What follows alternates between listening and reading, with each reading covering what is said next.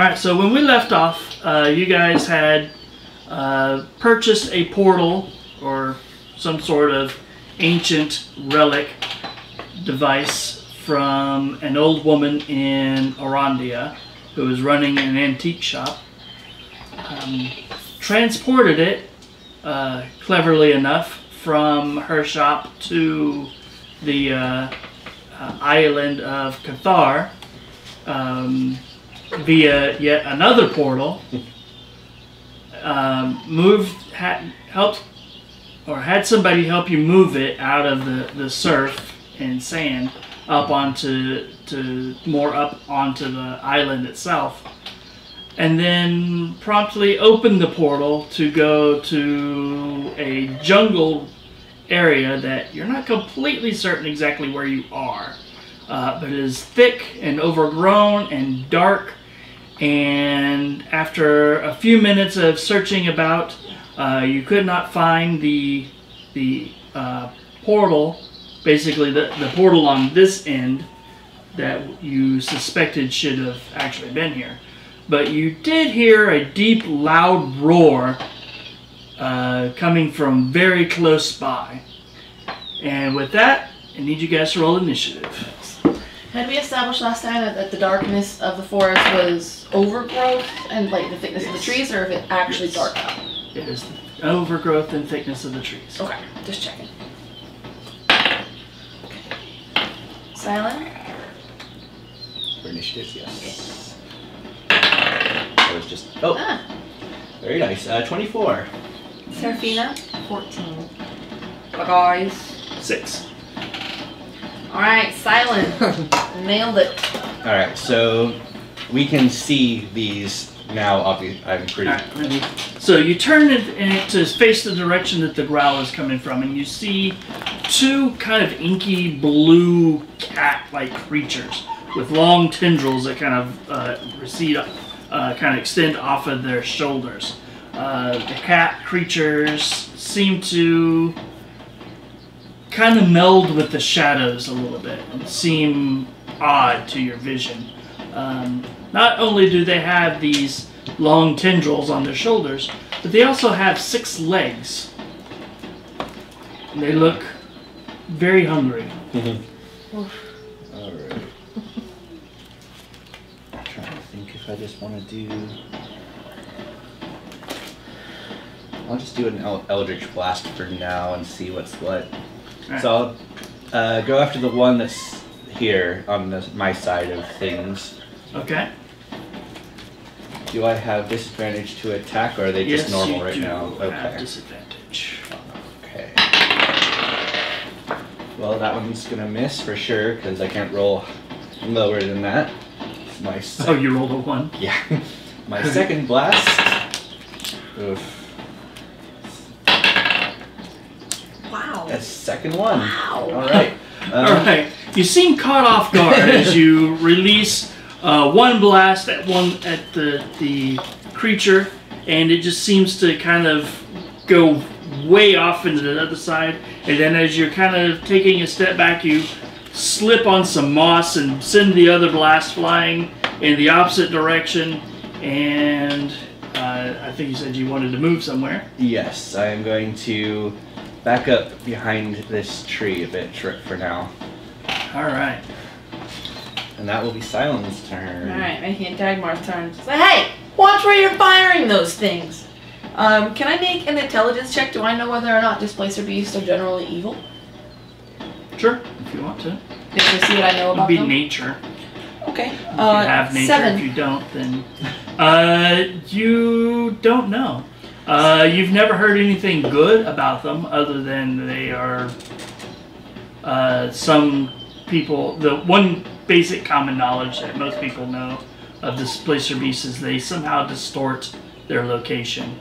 Alright. Beyond that, you don't really know much about them. Well, I'm sure that if attacking them is the wrong choice, that Sylen will let me know. And so I'm going to rush forward and attack it. I think technically that is another score. Okay, so my primary is a 14, and then a 23, and a 16.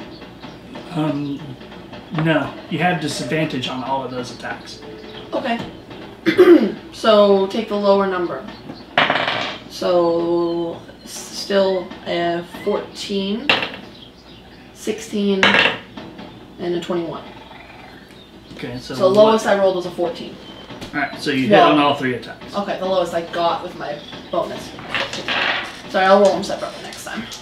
Yeah. I forgot about the disadvantage. 15 plus 12 is 27. 27? 27 points of damage. Alright. Hello, gorgeous. You're so pretty. And now it's Seraphina's turn.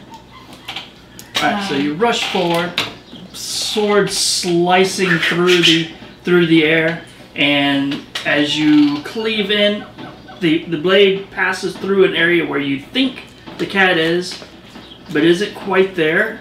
But as it cleaves on through you, like maybe about a foot further away than you were expecting, your blades actually make contact with something physical. Solid. Nice. And you just cleave into it from there. Nice. Quick question. With magical weapons, if it's a +1 sword, it's +1 to hit and +1 to damage still, right? But it's Seraphina's turn. Alright, Seraphina. So she is going to use Vicious Mockery on this one. Okay. And she's going to yell, "You look like you have noodles attached to your back." Accurate. Alright. What's your DC? It's on the spell side of your sheet. 14. DC 14 Wisdom, right? Yeah, I believe it's wisdom for Vicious I Mockery. think it's... For the spell, it might be wisdom, but your charisma sets your DC. Yes. Oh, yeah. So it's, charisma is my spellcasting ability. Yeah, but that doesn't matter for its saving throw. Yeah. Basically, that's the check he has to make, and Wisdom then saving. Yeah. how pretty and charismatic you are sets how hard it is for him to Alright, so he rolled a 5 for his save, so he hangs his head in shame and his tendrils kind of glow a little limp as you roll damage. Yeah. Say that to my face, you limp noodle! I get 2d4 because I'm a 5th level. Yep. Ooh, nice. These dice are so pretty. 6. And then he's got what, disadvantage on its next attack, if I remember right. That is correct. Alright. So, Is it their after turn? mocking it, it's their turn? Yep. Alright. Get it, noodle boys. So, the one next to you is going to go ahead and attempt to attack you. And that's the one with disadvantage. Alright, so on its first attack, he is not going to miss, or he is going to miss, going well over you, as he's still pondering the idea that maybe his tendrils aren't as fierce as he had assumed. However, on his second attack, Self-doubt. he's going to hit an armor class of 23. That's a hit. My AC is 17. So you're touched by his noodly appendage. I get slapped with a wet noodle.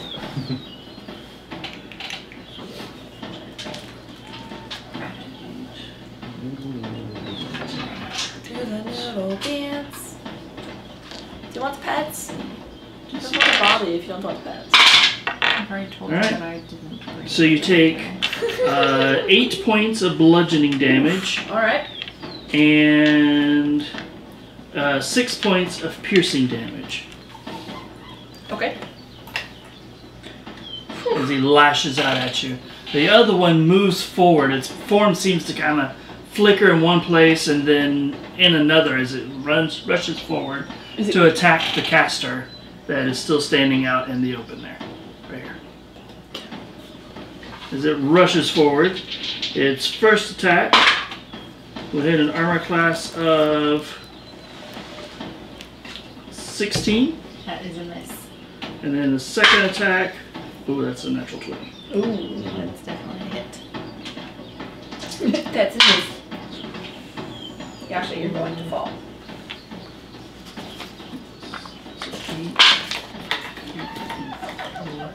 So you take 8 points of bludgeoning damage and then 4 points of piercing damage as it lashes out at you and trying to bring you down. What was the first? 8. 8. So 8 and 4. That's it. That's not too bad for a crit. No, not bad. I rolled pretty low. Initiative. 20. Seraphina. 10. Tentacle boys. 18. Alright, Sylen is first. Okay, let's see. Alright, here. Sylen.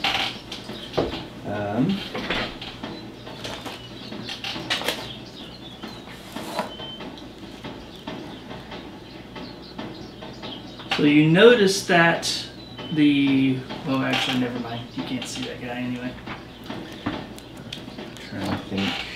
You're both out of your line of sight at this point.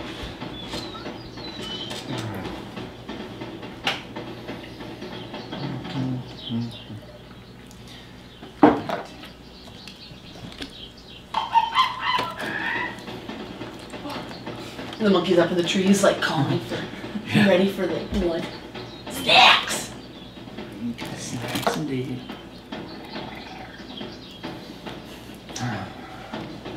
This kind of positioning is not good for what I want to try and do, so I guess I'll just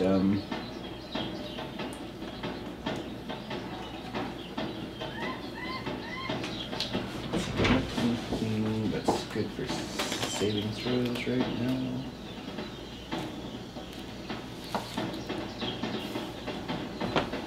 Not really, nothing that won't hurt other people too. So, alright, for now, I am just going to cast Eldritch Blast again. Okay.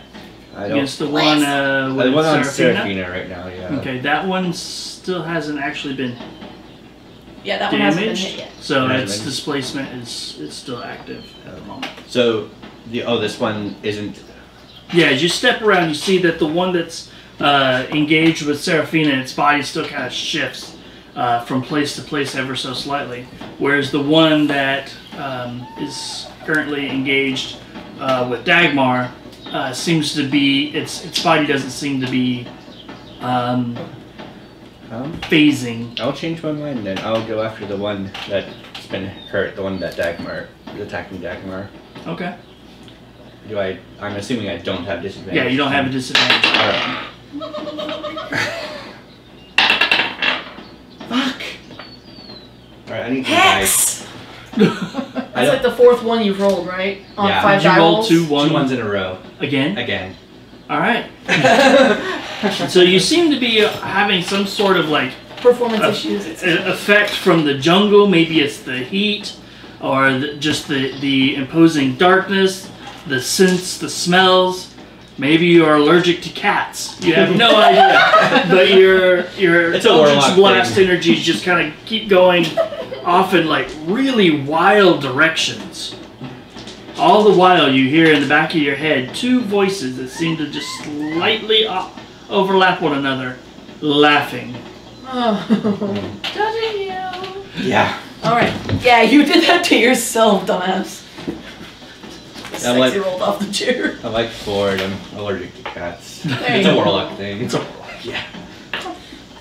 Okay. Who's next? It's my turn. I am a level 5 fighter, which means right now, because I have 2 weapon fighting, I have 3 attacks. My 2 is my main, and then the 1 side attack. Then one Right. bonus action to do it. So if I use my first action to attack the one in front of me, can I use my action surge to disengage and use my third attack, the bonus attack, on the other one? Action Surge is not a bonus action if I remember right. Action Surge is not a bonus action, but I'm not certain. Yes, Okay. you can. Alright, so I'm gonna go whack whack at the first one. I'm at disadvantage or no? No, because because it I've hasn't already come hit back this around. one. Its turn. Okay, so 20s to hit. Because I rolled 2 12s. Okay. And then, math, 12, 8, 20 points of damage. 20. And she's going to use her action surge to disengage. She's going to turn around to this one and say, "Hey, leave her alone!" Smack it on the ass with her sword in a slashing, painful fashion. This one is disadvantage. Okay. Yeah. So, 10. Yeah, it is. You do not connect. Is it too late? Can I can't remember if I can do them before or after, but can I add a superiority die? to do a precision attack? I think that's a thing you do as you're doing it, right? Okay. Not an after effect. I think it's an after you roll, but before you know whether or not you have hit. Well, in that case, you'll have to wait till next round because you Okay, already know you that's missed. I know I've played one, but I It's don't been a minute. remember. And it Yeah. is the Displacer Beastis's turns. All right. So as you attack the one that you were currently engaged with, and then and then disengage and move over to attack the other one. The previous target of your rage, it kind of growls and its form begins to shift around again. Now that it is back to its turn, and then it basically moves around to attack you from over here. It has a 10-foot reach, so it doesn't necessarily need to get directly into base contact with you. But it just moves on to the other side of that tree. Okay.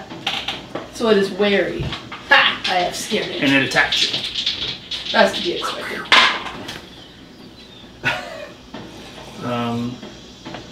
24 and 25 Those are to both hit. hits. Yeah. That's not terrible. For a total of 19 points of damage. Damn. As it just slaps into you. It's the weird barbs on the back of its tendrils just tearing at your flesh. Meanwhile, the other one, feeling brave enough, will actually press its attack on the small one, hoping to bring down at least one for a tasty meal, and then focus on the others.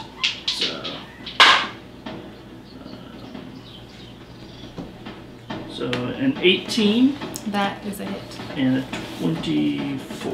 Yep.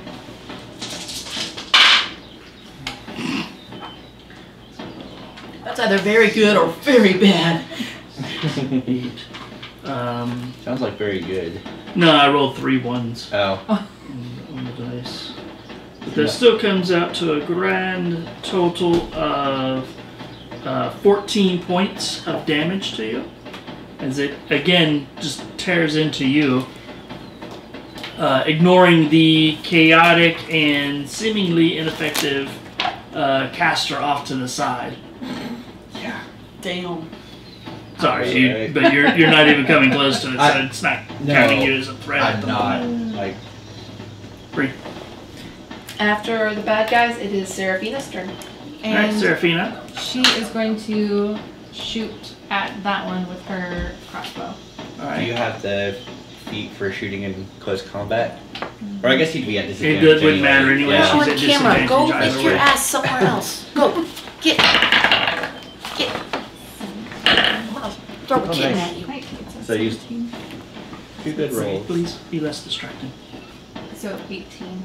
18 to hit. Yes. That is a hit. Alright. Watch out, kitty. Oh wait. I mean, I guess it's a hit anyways.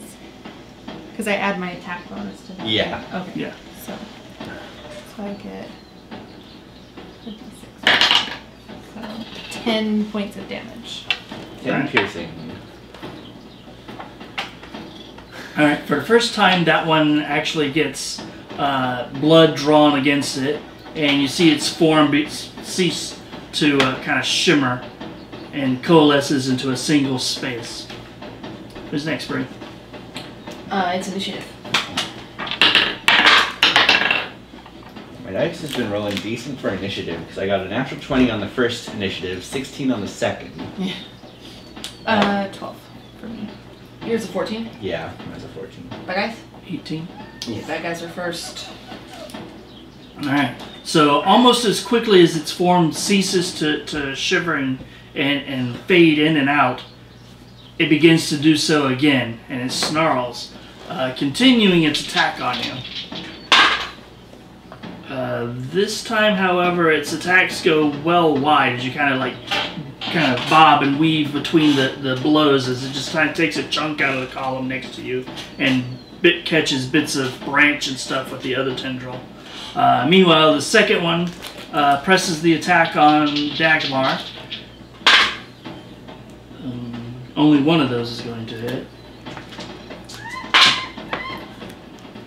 For 7 points of damage to you in total. But it just kind of lashes out, trying to wear you down. You parry off one blow. Second blow kind of scrapes over your armor, catching a few exposed areas. Oof. Alright. That makes it Sylen's turn. Okay. They're in a bit of a better position now, so I am going to cast Shatter. It's a 10-foot radius sphere, so I'm going to back up a little bit. I'm going to center it here so it'll catch both of them. Okay. They have to make a... Is she in the... I can position it so it'll get them, but not Dagmar. Okay. They have to make a Constitution saving throw with a DC of 15. So, the one... This one makes it, the other one fails. Okay. So, they are going to take... So it's going to be half on a successful save, so they're going to take 48 damage. So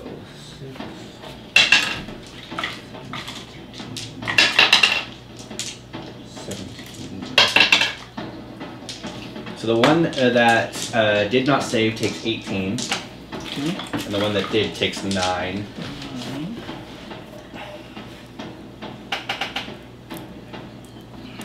It's thunder damage, if it matters. So you just hear a sudden loud ringing noise, just erupts from there. I was lightning before the thunder. Oh. Alright, so you let off this burst of sound, and it sends the Displacer Beast's ears just ringing. One of them kind of cringes away a little bit as it takes the full brunt of the damage, but the other one seems far less affected. Alright, after Sylen, it's Seraphina and Dagmar simultaneously. Alright, Seraphina, what you doing? So she's gonna shoot at that one again. Okay. I still have disadvantage. While you are in base contact with it, trying to shoot it, you will always have disadvantage.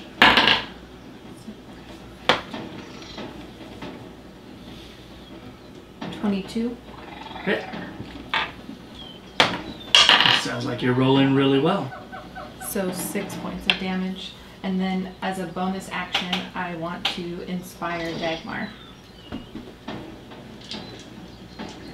Very nice. What lore are you? Or what college? Is that what it's called? I am the College of Lore. Badass. Okay, cool. So you get 1d8. So do I roll that or does No, she Okay. has it and she uses it when she wants to, yeah. Okay. Yeah. Alright, so as you kind of bob and weave and are trying to like shoot while staying in base contact with this thing, suffering all the penalties thereof, but it seems to not affect you because it provides you a very large target being so close, and you just release a crossbow bolt into it. Its form ceases to shimmer, so as you make your attacks... Okay. I'm gonna reach into my pouch and pull out an orb, and I'm gonna say, "Hey, assholes! I said leave her alone!" And I'm gonna drop the orb behind me. So it's a 20-foot radius for what the fire one. Is that what you pulled? Yep. Okay. 20-foot radius. I'm gonna drop it right here, so it'll hit both of them and theoretically me, but I'm immune to it because I dropped it. Yeah. So it's a DC 11 Dexterity saving throw for half. You see 11? Yep. I have a shit wisdom. Well, they will both make it. So yeah, I rolled really well. 32. So if they both 16. make it, 16 points of fire damage. And then I'm gonna say, "Come on, we got this!" And I'm going to rally Seraphina, healing her for 6 hit points. Yeah. And that makes it initiative.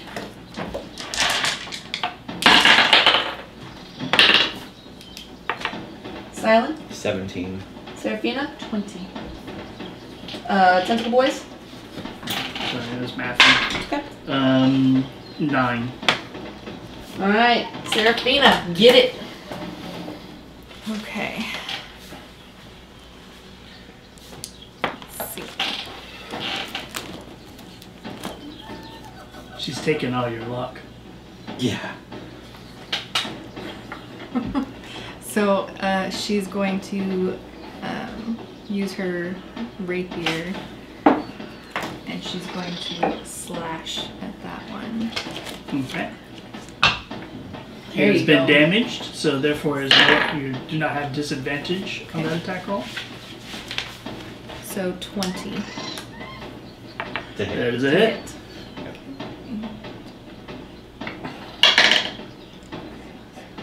6 points of damage. And then I want to use my bardic inspiration on Sylen. Okay. So I have a D8. Yes. Alright. How do you wish to inspire Sylen?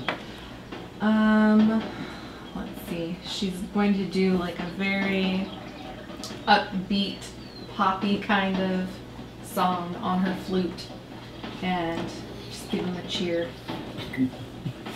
Alright. They're not very close. She doesn't know them very well. All right. Sylen. Well, I am going to Eldritch Blast the one that's in between Seraphina and Dagmar. Okay. First roll. There you go. That's good. That's a 25. That's a hit. Second roll. That is a 23. It's also a hit. So.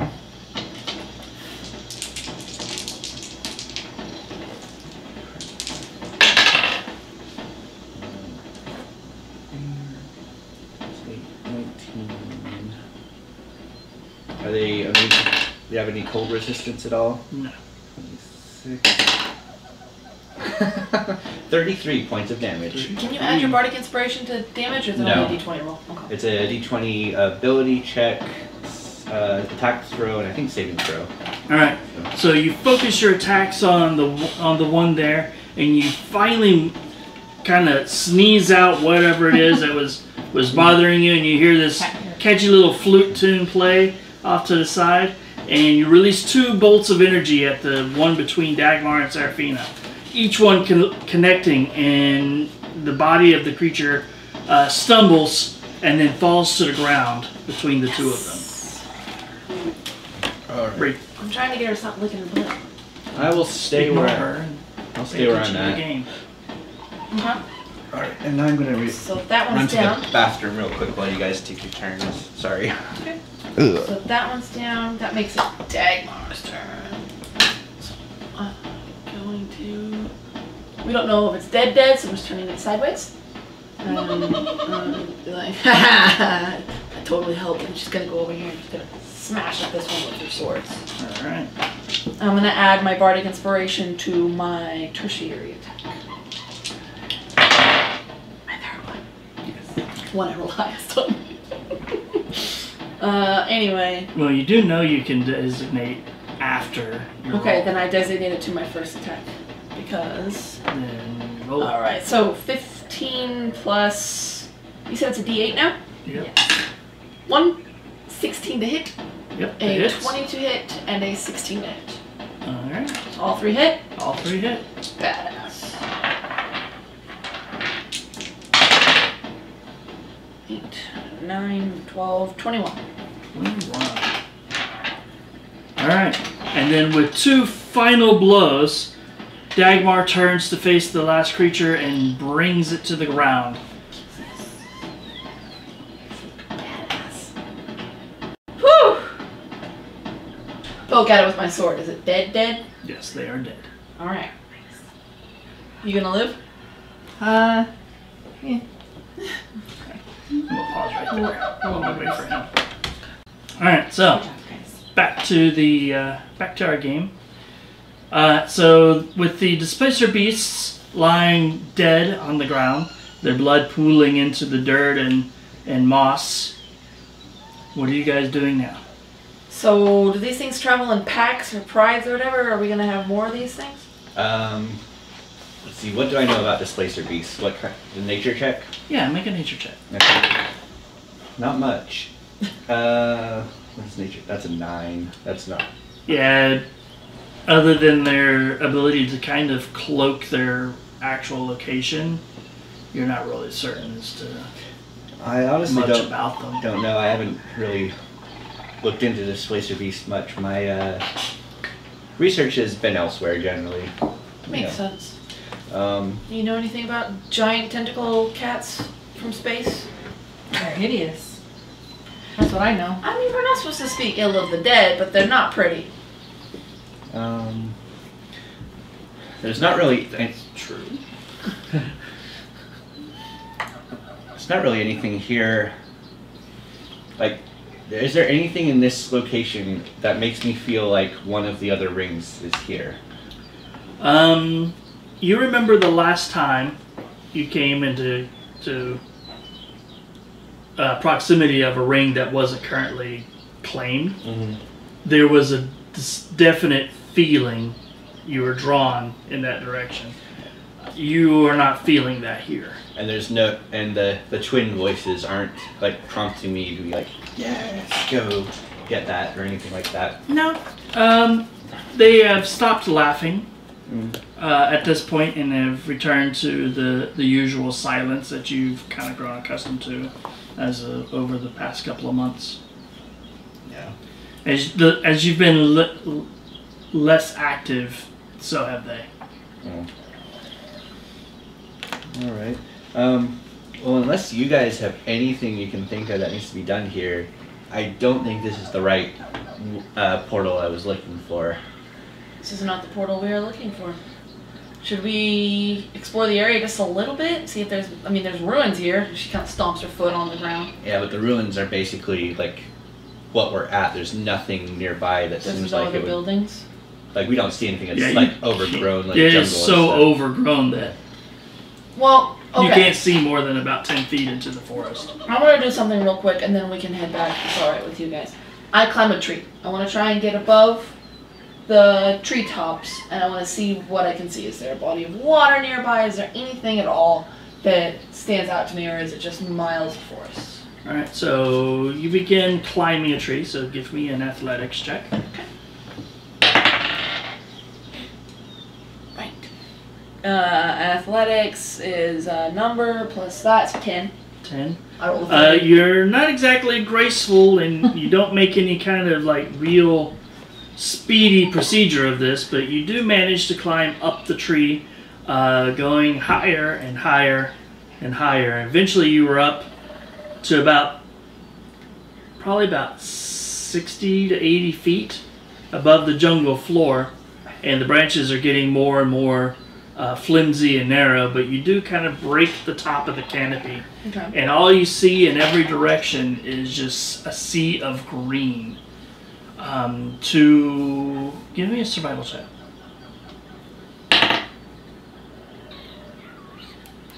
Oh wow, okay. Actually, 13.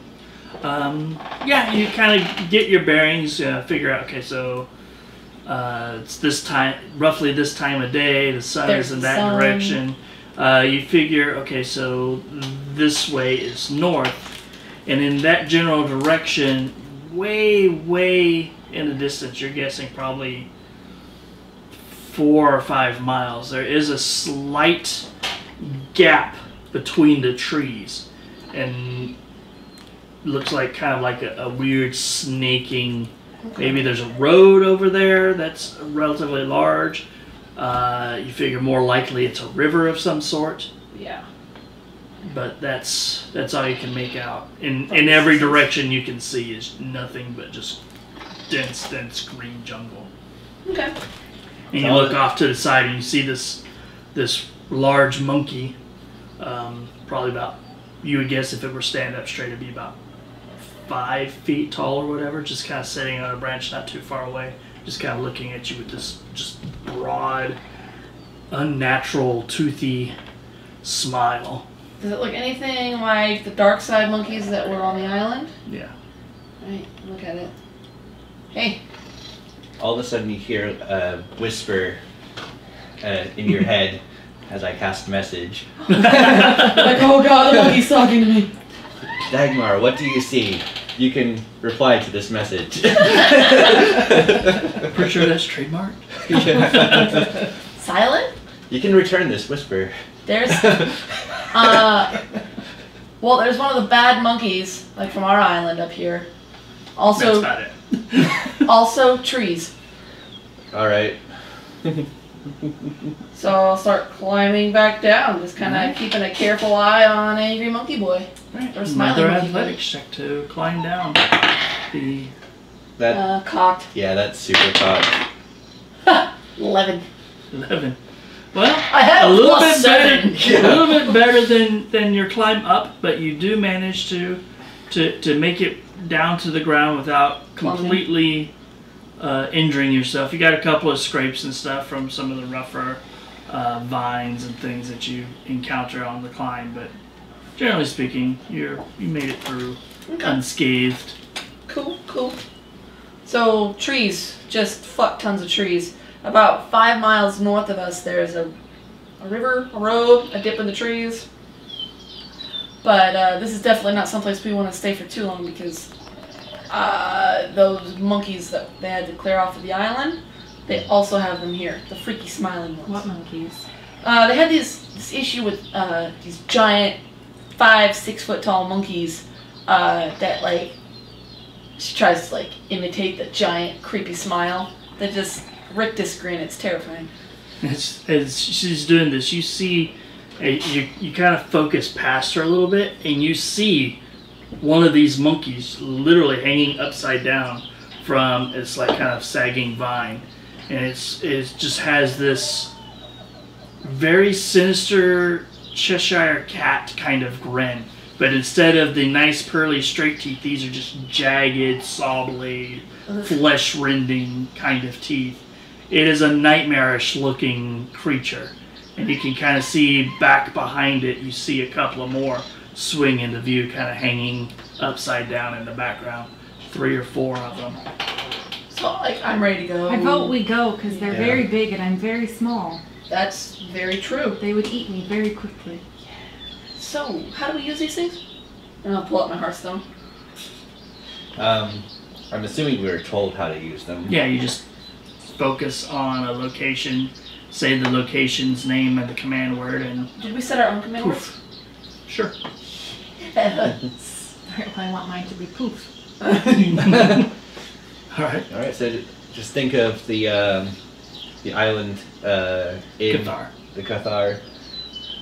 Right. Yeah, the island is Cathar, so. She grabs the stone. She says, "Erskine's ale." And she like shakes it because she thinks that it's like a glow stick, and you have to shake it to get it to go. That's my activation word. Oh, okay. Erskine's ale. It's a shake weight. Yeah, we'll go with that. Poof. At least it's not a reach around. That's an entirely different episode. Next. Alright, so you see her kind of poof out of existence. No, There's she a poofs. slight pop as the vacuum, there's like a vacuum of air that kind of sucks in her where she was at. And then the rest of the other 2 also kind of vanish, leaving the jungle behind and Some the disgruntled bodies of the cats and anything they might have had in any layer that they potentially might have had. Yeah, but monkeys. But monkeys. But monkeys. But you find yourself standing on a large circular platform, not very far from the portal that you used to actually travel to this dense jungle from. You see a number of travelers arriving with crates and stuff through the gateway, arriving from Bramblemarsh. And as they kind of come through, you see a group of people basically kind of taking note of who came through the portal and giving them directions to the road that will take them basically out to the coast. Question. Since we're on the island, I'm guessing that they've done something with the sea folk that are down in the bay or whatever. Have we had any contact with the lizard folk outside of what's his bone? Yeah, they have a treaty of sorts. Okay. They don't. Yeah, they. To the north, there's out of the. Why do you have to be up here? That's why you need to be up here. So anyway, there's a very winding passage that kind of goes out of the caldera and then through some shallow water and everything. There's a very narrow way to get out of this central bay here via ship out to the actual open ocean. Okay.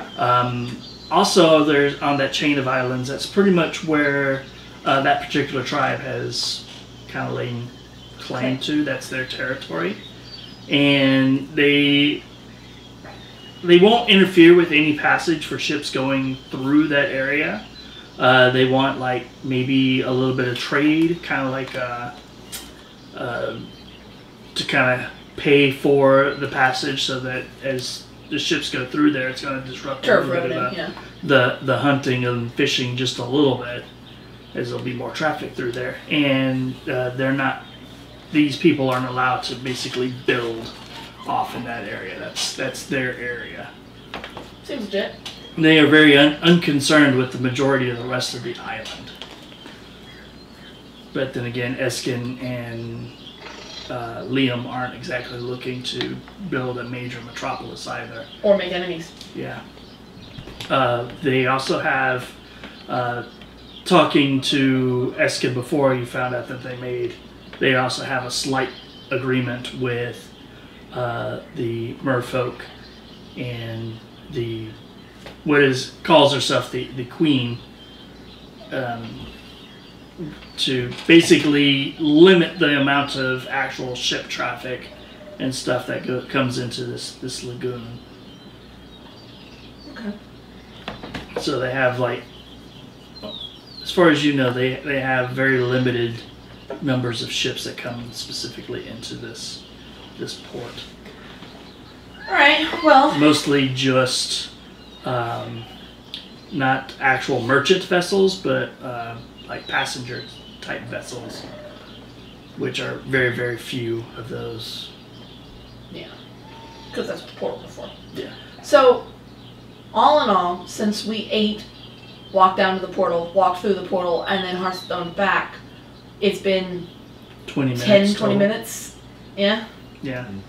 Which puts it about between 1 and 2 in the afternoon. Well, I was thinking, unless you guys had any objections, we would try one of the other locations on the portal. One of the other. Though, obviously, we would be stuck on the other side until the next day, right?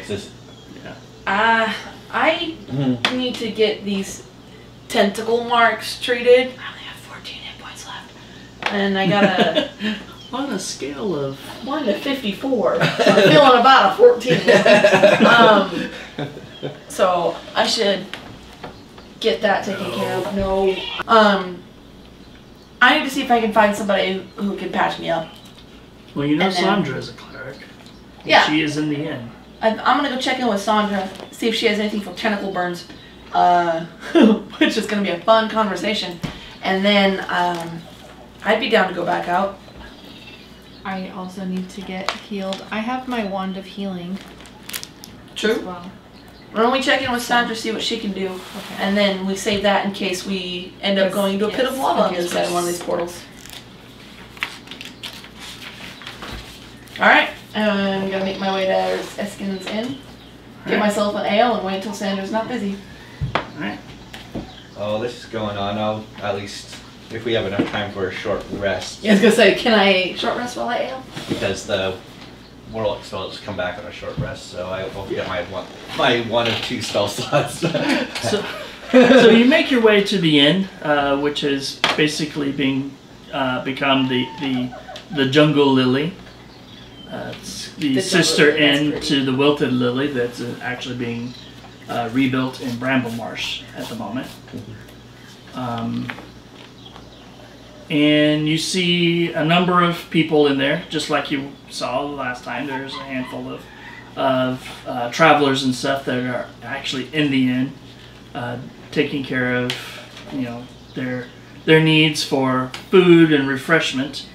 You see there currently Sandra and a couple of other people are setting up the pit outside near the kind of overlooking the bay for roasting a pig. Ooh. For tonight's dinner. That means that there will be pork belly for morning, right? Yeah. Okay, so when we come back tomorrow, we will eat.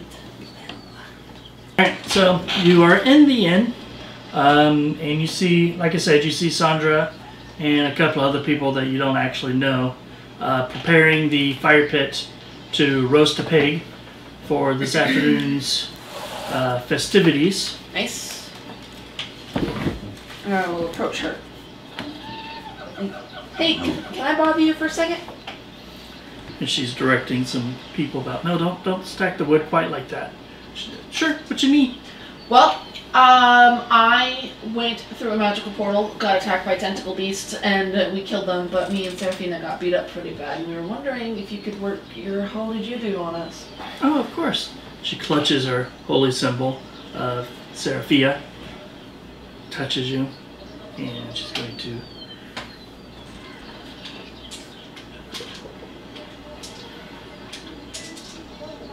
Yeah.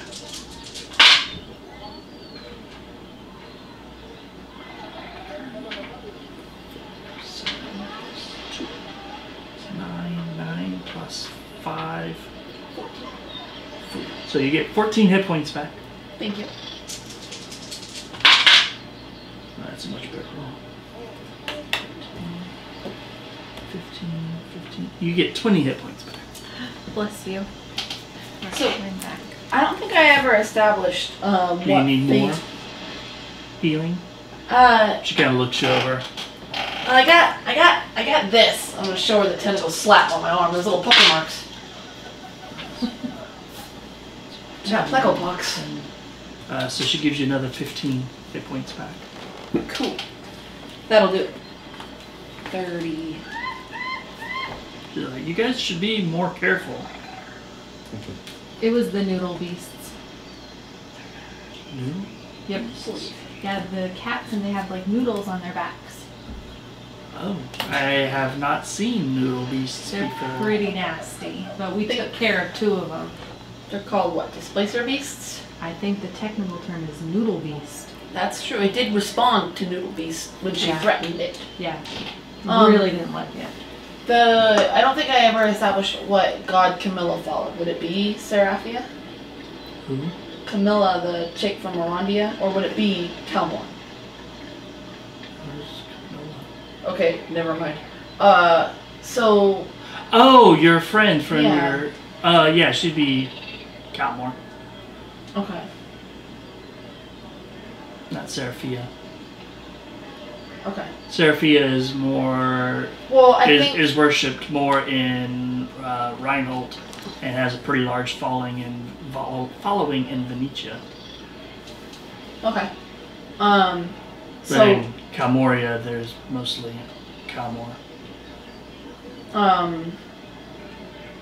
So I'll just I'll say thank you for the healing. Appreciate it.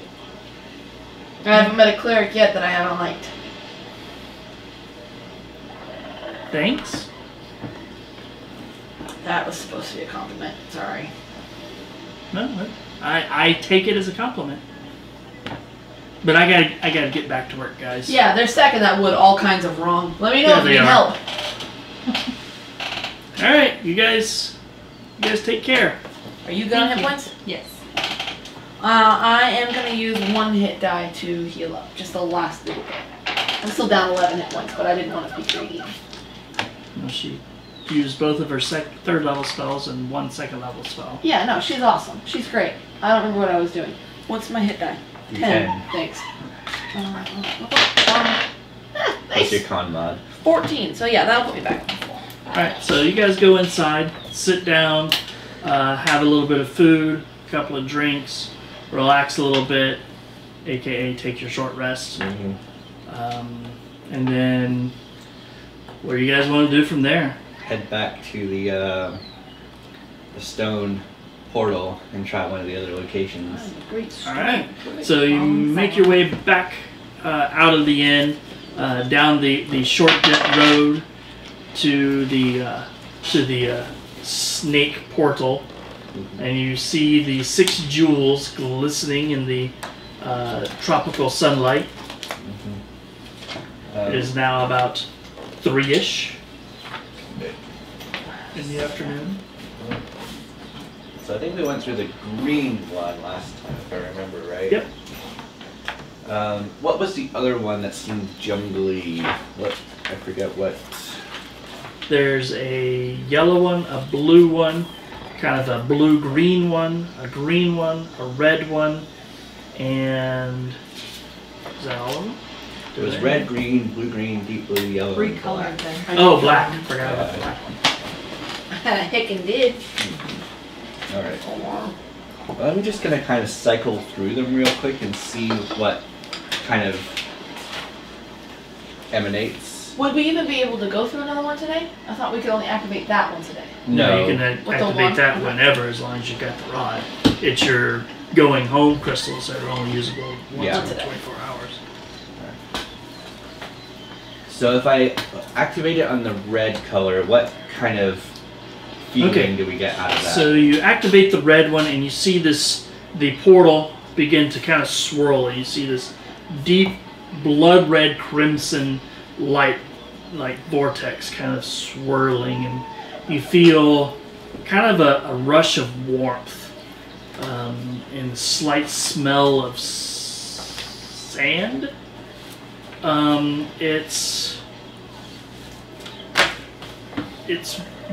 kind of has almost it's hard to describe, kind of an arid smell, of dried grass, that kind of, not really hay, but like a desert feel? Yeah, not quite desert, but kind of a dry, grassy plain almost. One could assume it's Almahara maybe, or the steppes, somewhere around that area, roughly. Educated guess, not without knowing. It's pretty warm, but it's not like, it's about the same as where you're currently at. Alright.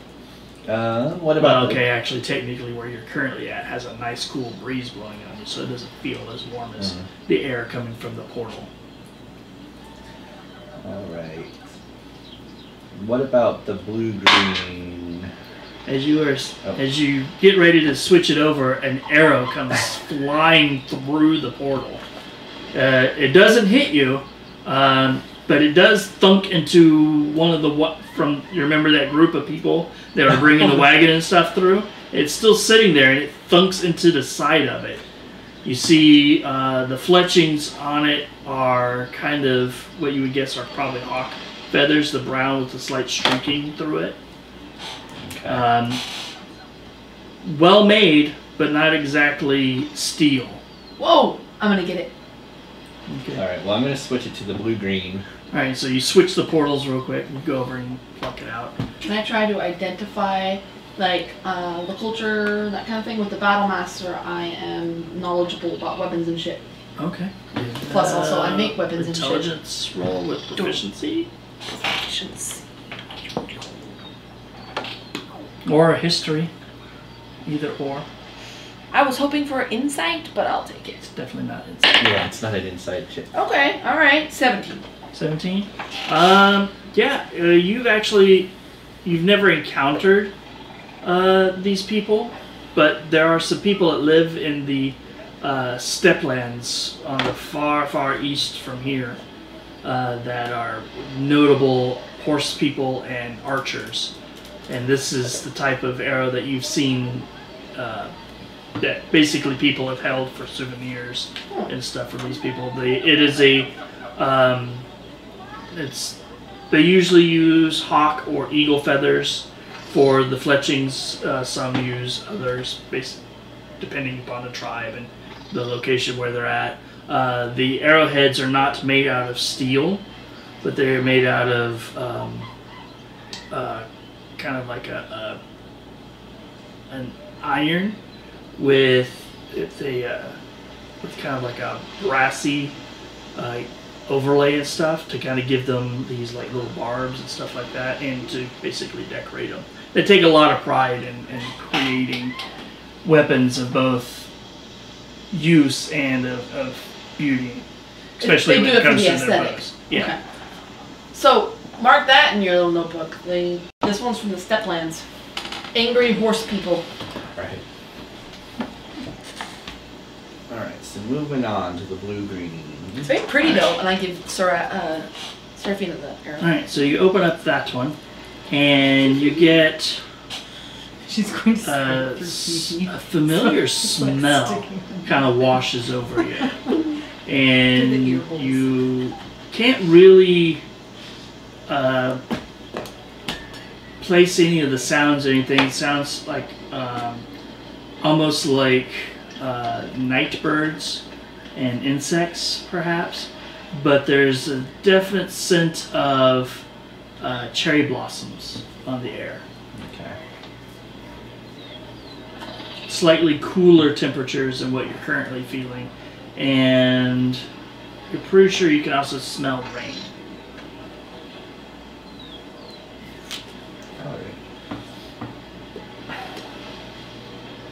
So I'll switch to the deep blue. Alright, so you switch to deep blue, and you see this like dark swirling blue color of light kind of cascade across it with like slight paler blue intermixed, and almost within just a few seconds, it takes it a minute, and then all of a sudden water just begins cascading out of this thing. I quickly switch to the yellow. Okay, you quickly switch to the yellow, and it goes from pouring out almost freezing cold seawater to this hot, dry air that just seems to just blow through it, and there's like a heavy wind. Is it salt water or fresh water that came out? Salt water. Okay. I ascertained this by licking it. Alright, so this one feels more like Almahara than more deserty. Okay, and then I'll switch to the black one. The black one. Alright, so you do that and you see the portal. Each color basically has this kind of swirling vortex of the color associated with the jewel attached. This one just kind of opens up, and it's just this inky black void. There doesn't seem to be like a swirl of light, more than an absence of light. Okay. All three of you give me dexterity saving throws. Oh, that was almost good. I think that's 18. Okay. 10. 13. 13. Alright. You are standing there and you feel like a sudden tug on like your clothes and everything, and it's like a strong wind kind of behind you. As you see these two kind of standing there. First him, who's kind of like got the rod and everything, is kind of this black void kind of forms, and all of a sudden he just through the portal and vanishes. Then followed fairly closely by Dagmar, who flips through the portal and, trying to keep from getting pulled through, grabs hold of the stone ring of basically the serpents, trying to hold on but just can't get a grip, as she too is yanked into darkness. You see the portal slowly beginning to close. Well, shit, Sylen. And she jumps through. Alright, so give me a moment. I really have to go again. My bladder feels really small tonight. So, you find yourself drifting slowly. Inky dark blackness in every direction. You can't see anything. There's no up, there's no down, left, right, nothing, no direction seems to make any kind of difference whatsoever. You glance around and you see these vague outlines of your friends drifting in the darkness. You can hear their breathing almost way too loud, as it's the only sound that can be heard in any direction. Slowly, as your eyes kind of begin to adjust to the just sheer darkness of the place, you see a little twinkle of light, and then more and more, as almost like stars in every possible direction from where you're currently at. Then suddenly, gravity takes over and you fall. You can feel yourself falling. And then soon you land on something. But not too heavy. You just seem to, almost like a feather fall, just kind of land on a broad, flat rock.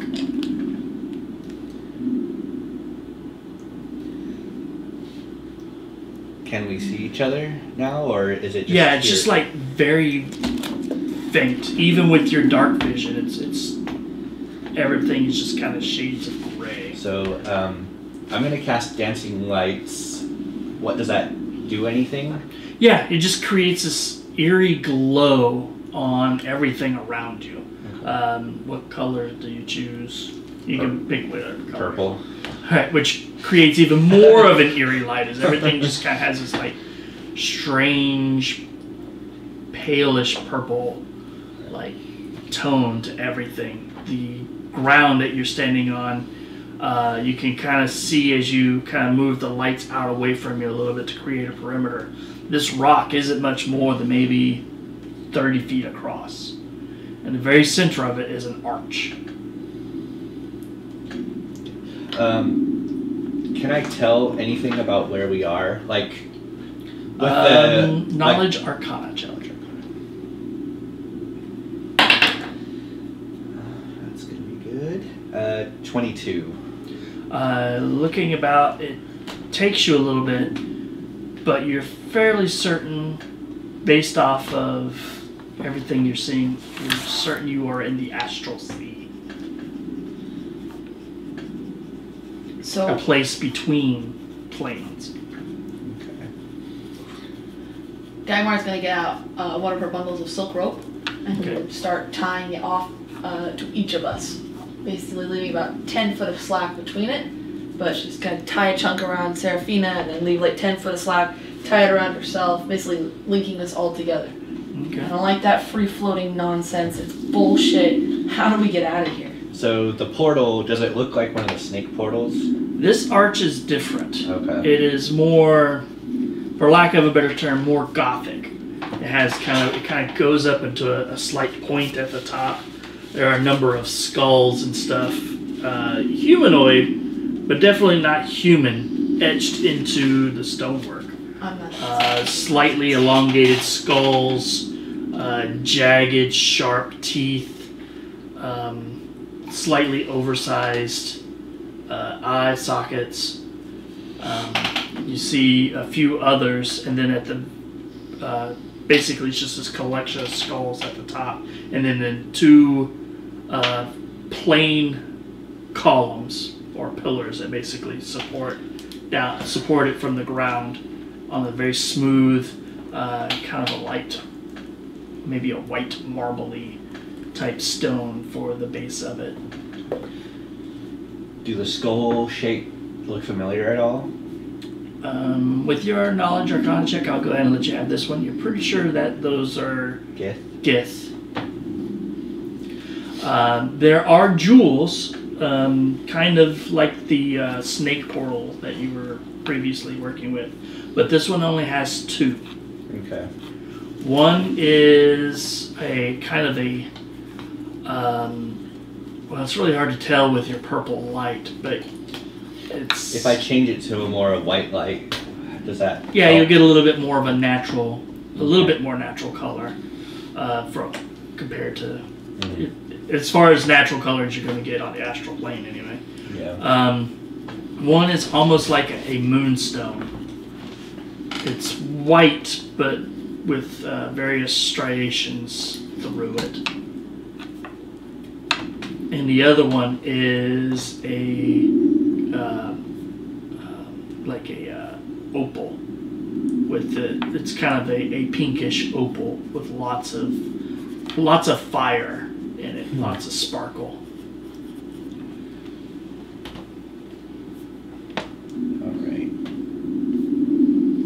Beyond the portal, now that you get a little bit closer, you can see beyond the portal a little ways, there are 2 stone posts, I guess you could say, about 18 inches in diameter, that stand about 3 feet tall.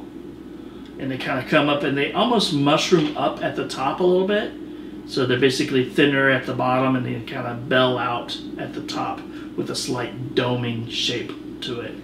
And then from there you see what looks like almost like a dock that made out of stone that kind of extends out into the Astral Sea about 30 feet. With these same kind of odd posts about every 15 feet. So basically the ones on land, one directly in the center, and then the ones at the very, very end. Okay. It's basically a space dock, roughly. Alright. So, you said this place is what, the Astral Sea? Yeah. So it's between planes? Yeah. Is our Hearthstone gonna work? Interplanal? Planal? In between planes? Interplanetary or planar. Interplanar. Would I know if it would work or not? You are fairly certain with your knowledge of magic that no. Things that normally transport you within a plane do not transport you between planes. So if that's a no, we have to try and figure out a way to float our asses back up to wherever the portal was to try and see if there's another portal on this side. Well, I'm almost... I hope it's not smashed like the jungle one was. Would we know or would I know if what we came through would be the portal somewhere else nearby us, or if... It's possible. It's so dark. You don't know how far you drifted. Yeah. It could very well be up there. You know, movement in the astral plane is mental for the most part. So you could try to fly up there. Yeah. It would just be potentially dangerous. Yeah. Well, the you Astral see Sea her and is a I'll very push. dangerous place. So is this some Cthulhu stuff going on here? No. So our options are try and see if we can find the portal we came through. Hard because we can't see. 2, try and figure out if we can actually use the portal that's here to get us back somewhere, wherever those... This thing? She kind of points at the arch. Yeah. It looks like it's another portal. I don't know if the rod we have would actually work with it. It's got gems that are different colors than the other portal. Can you, Yeah, the other portal is, while they're actual gemstones, they're very simple. You know, it's an aquamarine, a ruby, an emerald, and so on and so on and so forth. Would you be able to, I mean, without a wand, I mean, if you study it and stuff, could you activate this thing? I don't know. I'd have to actually Study it? study it. Or 2,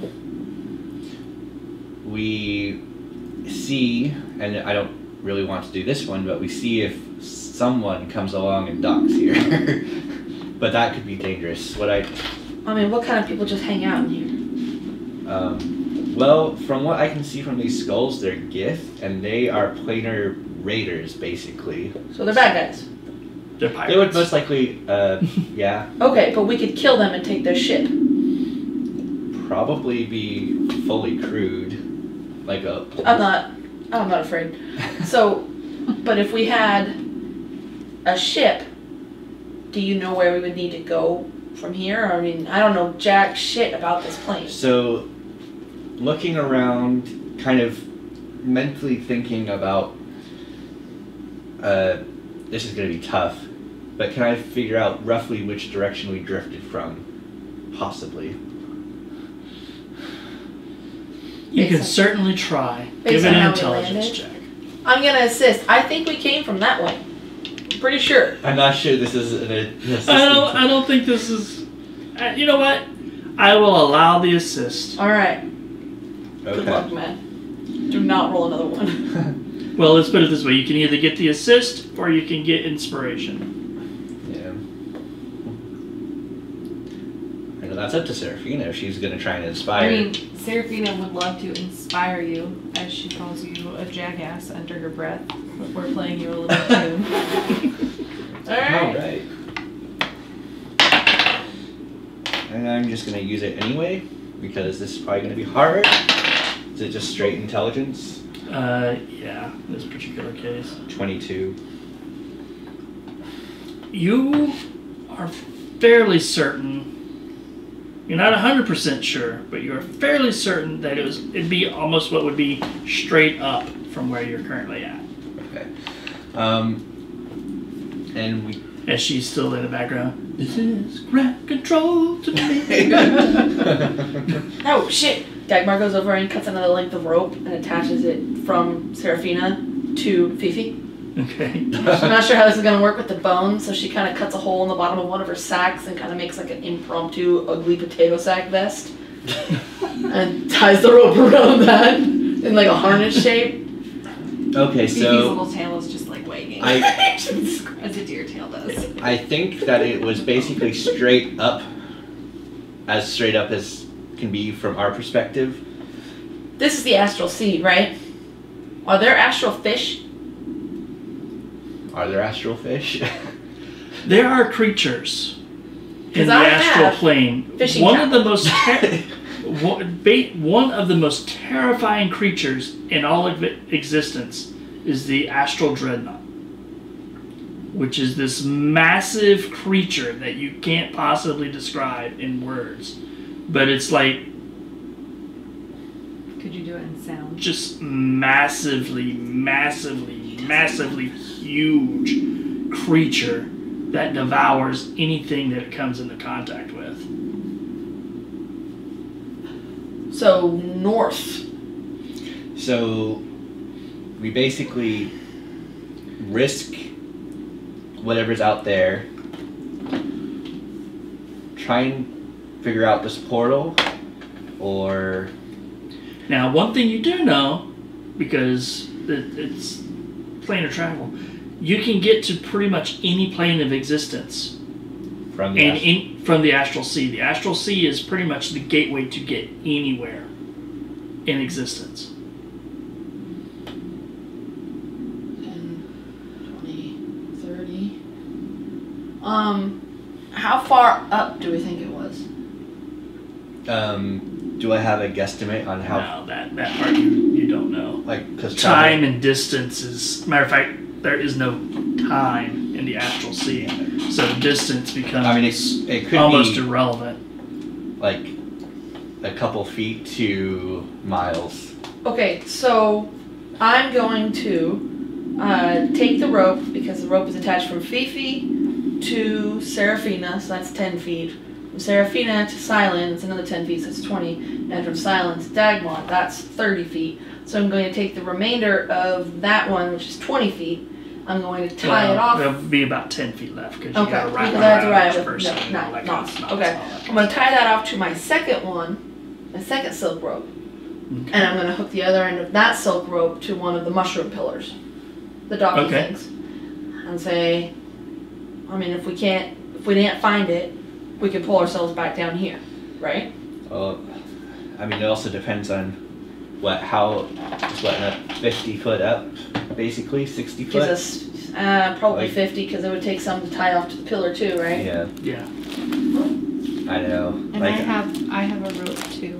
50 foot seems like a bit of a stretch for how far up it would be, personally, but can try. I'm thinking more like an anchoring point kind of thing. Right, but the thing is, we we also can't go very far, so... As you are saying this, you see something just sort of almost pop into view. Something that wasn't really there previously. You see this, what can only be described as a ship, with these bright white glowing sails that kind of spread out from it like fins of a large fish on its sides. And the ship is weird because there's what you would normally expect to be like the top, like the deck and everything above, but instead of it having a keel, there's like a mirror image of the ship below. So that the bottom of it, and you see people walking around on both decks. That's fucking cool. And What it's is got these that? big kind of gossamer fins that kind of hang out on the side, these solar or these astral sails that are kind of pushing it along. Dagmar draws Joe for swords. Are these the pirates?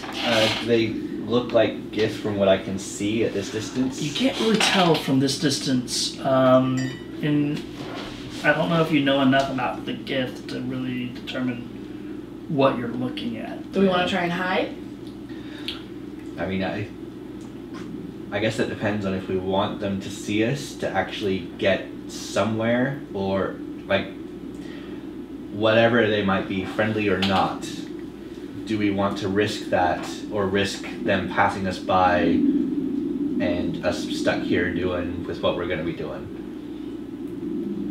Well, I would rather go out swinging than starving to death in an astral sea, which is just ironic as hell as I'm a sailor.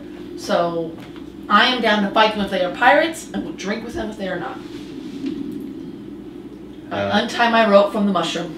Alright. I guess... I leave them all tied up. Do they look like they're coming towards us? They do. Okay.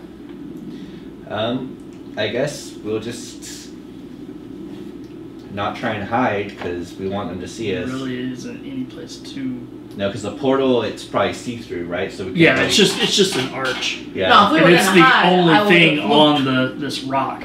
the rope Mind you, hanging underneath looking the at rock. the ship, Actually, you know it's that you could literally walk around, basically step off the rock and walk underneath it because it's, Yeah. But we wouldn't have been able to hide I under have a there. blanket.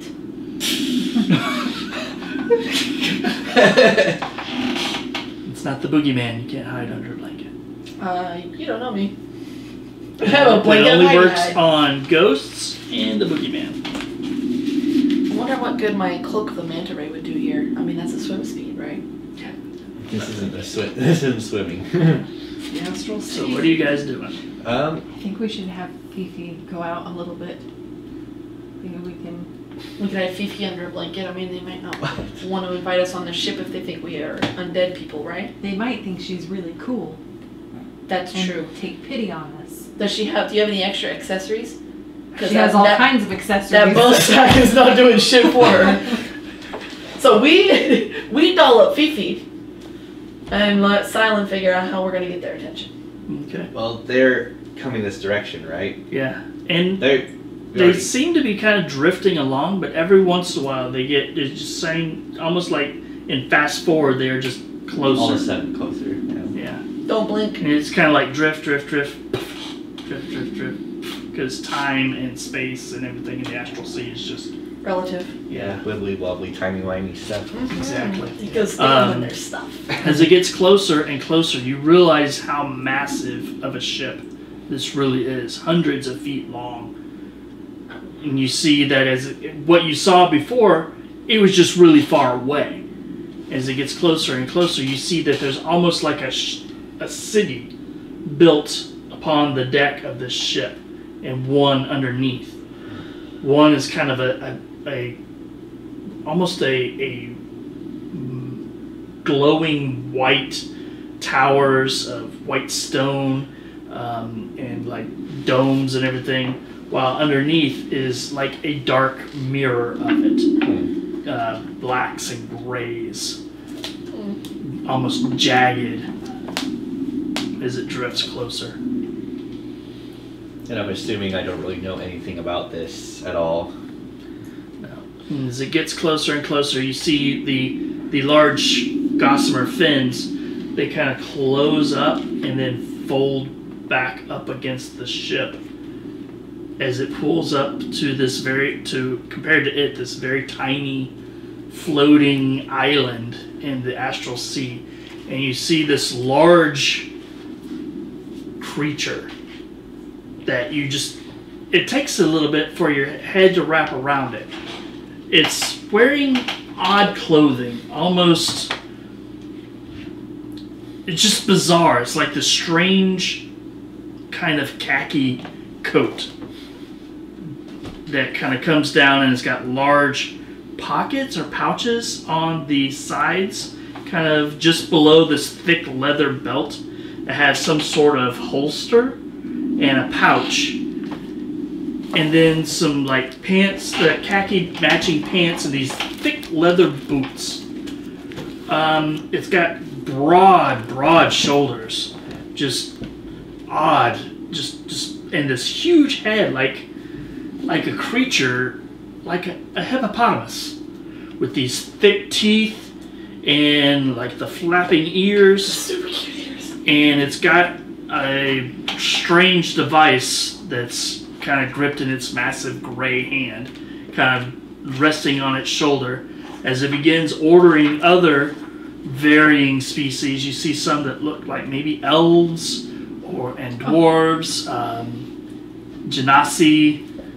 Yeah, looks pretty much just like that. Ears, man. And he's just kind of ordering it around in the language that probably none of you actually understand. Is it giant? It is not. I don't know. What languages do you have? Common, giant, and new common. Common, Elvish, Fey, Infernal, Draconic, and Dioran. No.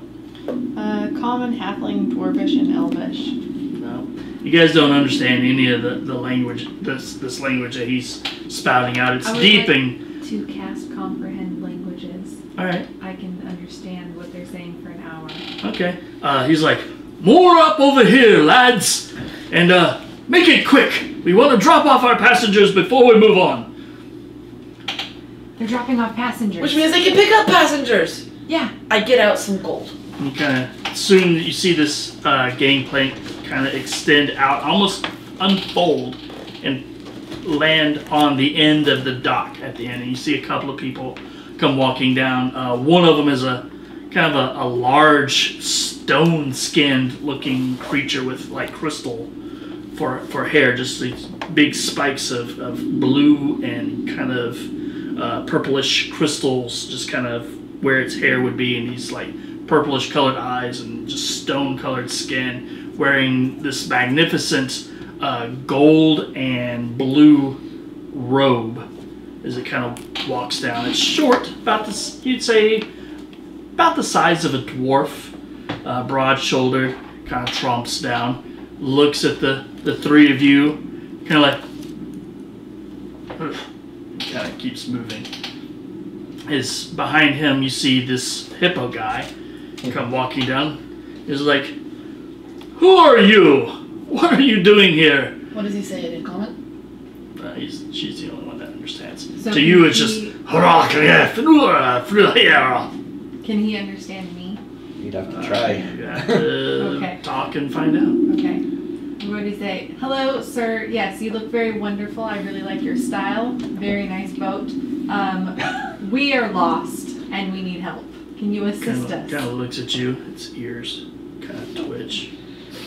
And he's like, switches to common. He's like, whoa, well, by Job, of course I can help you. I'm assuming that you have coin. Yes, we do. Well, while this is not my ship, I am the master at arms, basically in charge of security here on this fine vessel. I would have thought you were the captain. Oh, lady, you are so kind. As he's standing near you, he's about 6 feet tall. So He just cute. seems much larger just because of his overall mass. Because he's just this big, broad-shouldered behemoth of a being, and he's got this large musket basically across his shoulder, and he's like, "So, where is it you were trying to get to?" The material plane. We're material girls, right? Yes, There are yeah. many locations on the material plane. You'll have to be far more specific than that. So would I know what specific plane we were from? Like basically being a magical person, would I have... Yes. So Erythia. Erythia. Wait, can you get to Syrinthia? Syrinthus? Yes, we can get there. That's actually not very far from here. It kind of points. If you follow, well, it's the Astral Sea. That's not very useful to you at all. But there's a speck of light that you can see in that general direction. That is the gateway to Syrinthus. Is there anything else I can help you with? I How could much probably passage? passage. Well, it's quite the distance to get to Syrinthus. What about Erythia? Well, I could get you there too. Mind you, you could try using the gateway.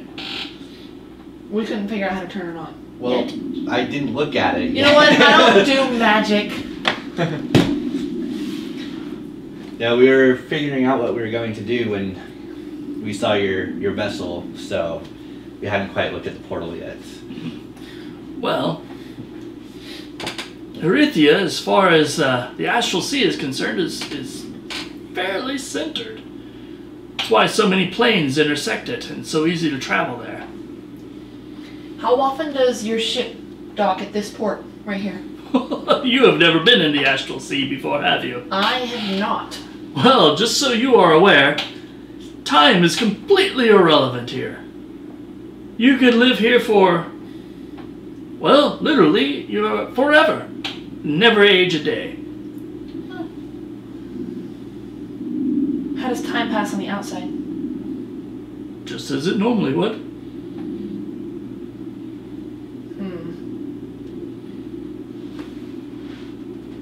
Alright. I mean, we are linear creatures by nature, so we perceive things moving in a linear fashion. But in the Astral Sea, that's just not how it happens. Not really. It's just how our simple minds perceive it. Now, if you would like to board the Alexandra, we can set sail at your leisure. As you see a couple of more people come off of this ship. One of them is a kind of a short, very round. By round, I mean almost spherical metal ball, almost an egg-shaped thing of metal, and it kind of hovers forward, and it's got these two like thin, spindly arms with like little thin fingers. Total of 4 of them. One of them kind of offset to be almost like a thumb as it kind of drifts forward, and it has a single like red eye, and it kind of as it kind of looks at you guys, and then kind of drifts past. And then behind that you see this very tall, about 15 feet in height, red creature kind of comes stepping down. Its head is all just like wreathed in flames, and it has these large curling horns that kind of come up over its head. It's got spikes kind of like around its chin and everything. Thick claws, almost scaled across its forearms, and has these big spikes that kind of come off the elbows, and it kind of goes down into a very muscular humanoid body with thick legs, and it has this thick, almost reptilianish type tail that kind of twists out behind it. Does he have wings? He does not. It's not what I thought it was. They just kind of look at you as they walk by. Do I know that Dagmar is trying to get back to her home plane? Yeah, it's kind of why she's been following you around. Right. I just couldn't remember really exactly how much put that out into she had talked about with me or not. A lot. Not in game per se, but we had a history before we joined the party. Like, we had been traveling together. I had hired on as his bodyguard and had wanted to work with him because he's looking for his mom. I'm looking for a way to get home. So for both looking for something, he's a spellcaster, so it seemed like the logical way for her to. I mean, she's not going to find it by following around a fighter, basically. So this is your chance to get home. Yep. But I have to figure out if that's what I want to do, or if I want to see what I've started finished on Cathar and in Bramble Marsh. Well, I mean, I suppose we can talk about this while we walk onto the vessel, or do we want to try and see if the portal will actually get us to where we want to go? I think that this is a once-in-a-lifetime trip. I think we should get on the ship. While we're here, I want to see if I can find spellcasters or something like that here. Like maybe, you know how we have the Hearthstones to get home, maybe they've got something like that for the ship. And if they do, then I could catch the ship home when I'm ready. But if it turns out this is a once-in-a-lifetime chance... I mean, I guess we still don't know like how much it would cost us to actually travel. He's just still standing there. He's chatting with, you recognize is actually a Githziri, which is basically it's the same as a Githyanki, but different principles. Yeah. And they're kind of conversing back and forth. And then the Githziri goes back up on board. Alright, I guess we have to decide right now.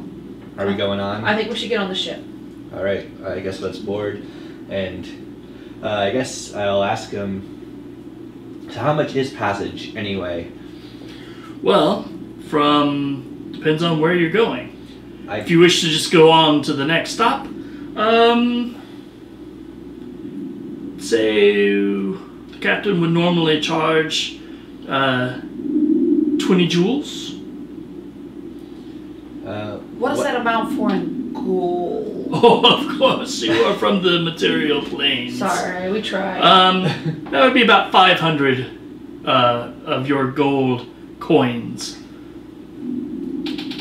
Did we get reimbursed for the house yet? Yes. Okay. So I have enough to cover all three of us if you guys don't have the money. So what is the next? That's just to the next stop. You said. What is the next stop? The next stop, we are on our way to. Shit, I had a name. His little hippo ears are flicking. Shit, I knew where I was going. I don't know. I just went here. We are on our way to Ramaz. It's a small little city, I guess you could say, in the astral plane here. From there, it's probably just a short jaunt to the city of Sigil. Get it? Jaunt, astral jaunt. Oh, never mind. You probably don't know much about travel in the astral plane. No, but because they like bip ahead. Doesn't get it. So, how much would it cost us to go to Erythia? Well, to get to Erythia, like I said, just take this portal here, or we could take you to the Prime Gate. That cost you probably a little bit extra. It's just kind of on the way to where we're going. And we could just kind of maybe take a little side jaunt off to the side and then get back on track. Say 250 of your coins. So $750 a person, right? Well, is 250 extra or to the 500? I think that's what I was understanding. Okay. Or the portal here, if we know how to use it, will get us right back. Do we know where to pull us out, though? No. Does he know? And I'm gonna point at the stony dude with the gem hair. He might. I have no idea. I'm not certain as to which direction he is going. Yeah. After all, we don't ask too many questions of our passengers. Either that, or we go to the city that they're traveling to and see if maybe we find work and earn some better, I don't know.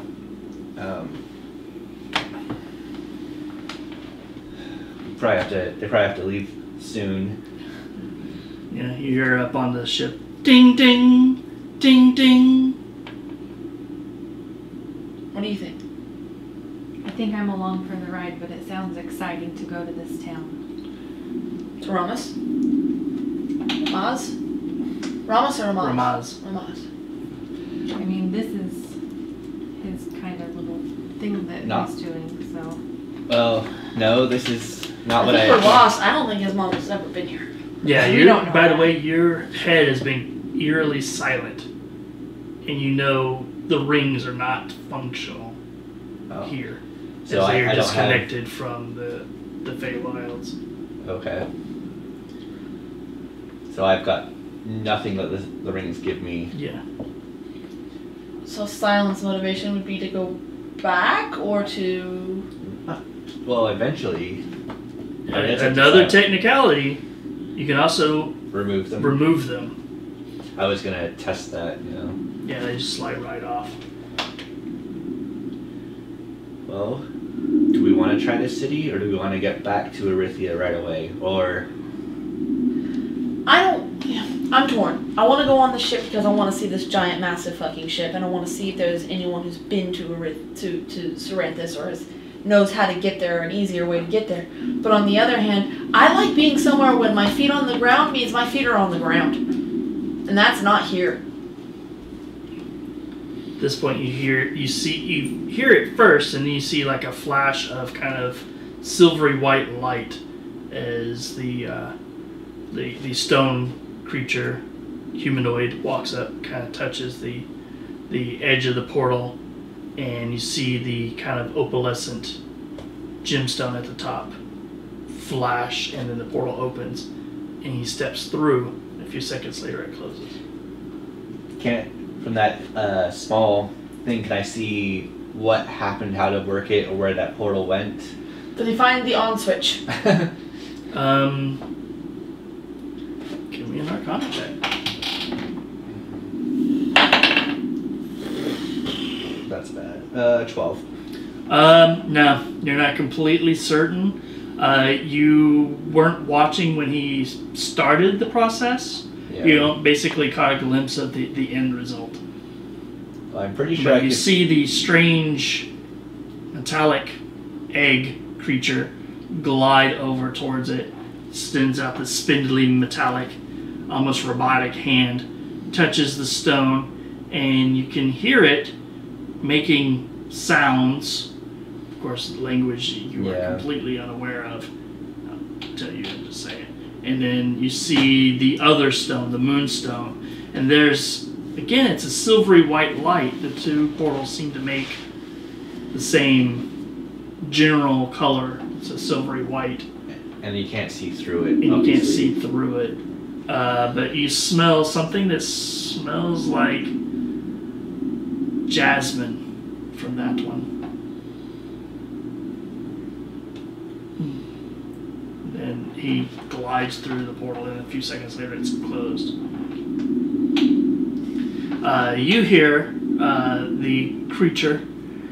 What you hear from it is actually, it says, "Excuse me, I would like to go to..." Fuck, I had lost the name of that plane. Elysia? Yeah. Elysian? The Elysian Fields. And then a few seconds later, you hear another disembodied voice say, "Very well," and the portal pops open. Okay, I think I know how to use the portal, guys. We just have to go ask it politely and touch it. Tell it where we want to go, and then the lady lets us go. That's pretty straightforward. Yeah. Well, I mean, I'm all for heading back to Erythia. Like, that's a lot of coin to travel when we have a... You are elvish, not... And what All if right. we get stuck out here? I don't want to get stuck out here. Thank you for your time, sir. Safe travels. Oh, very well, very well. I bid you farewell, then. heavy footsteps carrying him back on board the vessel. As he gets to the top, he signals to a group of people, and you see him kind of turning a crank, and the gangplank kind of folds itself back up and melds back into the side of the ship. And then you hear a cling, cling, cling, cling, as it slowly begins to kind of drift away from the end of the dock, and then disappears and reappears maybe several hundred feet away. What's up? As it moves away from you. I promise I will research how to navigate the Astral Sea. We have a way to come back here anytime we want to. Yeah. We can use this to get you back to your home plane. Well, one thing I'm thinking of is if we could... This portal might actually even be able to take you there, potentially. If I don't know. our snake hole drops us above this thing, I don't know how the travel here works, but it seems wonky. If the snake hole drops us here, I can make my goodbyes and I can come back and either catch the ship, or I can see if this portal does the thing. So, before, when the portal was activated, did it show what was on the other side? I just know it was just a... Okay, because we could smell jasmine, so I wasn't sure if there was a visual or if it's just an... Oh, okay. Olfactory? You can't see through it, but you can smell, feel, and hear sensations that come from the other side. Okay. I think we should go back to Erythia and figure out this snake hole and take a fucking nap. Okay.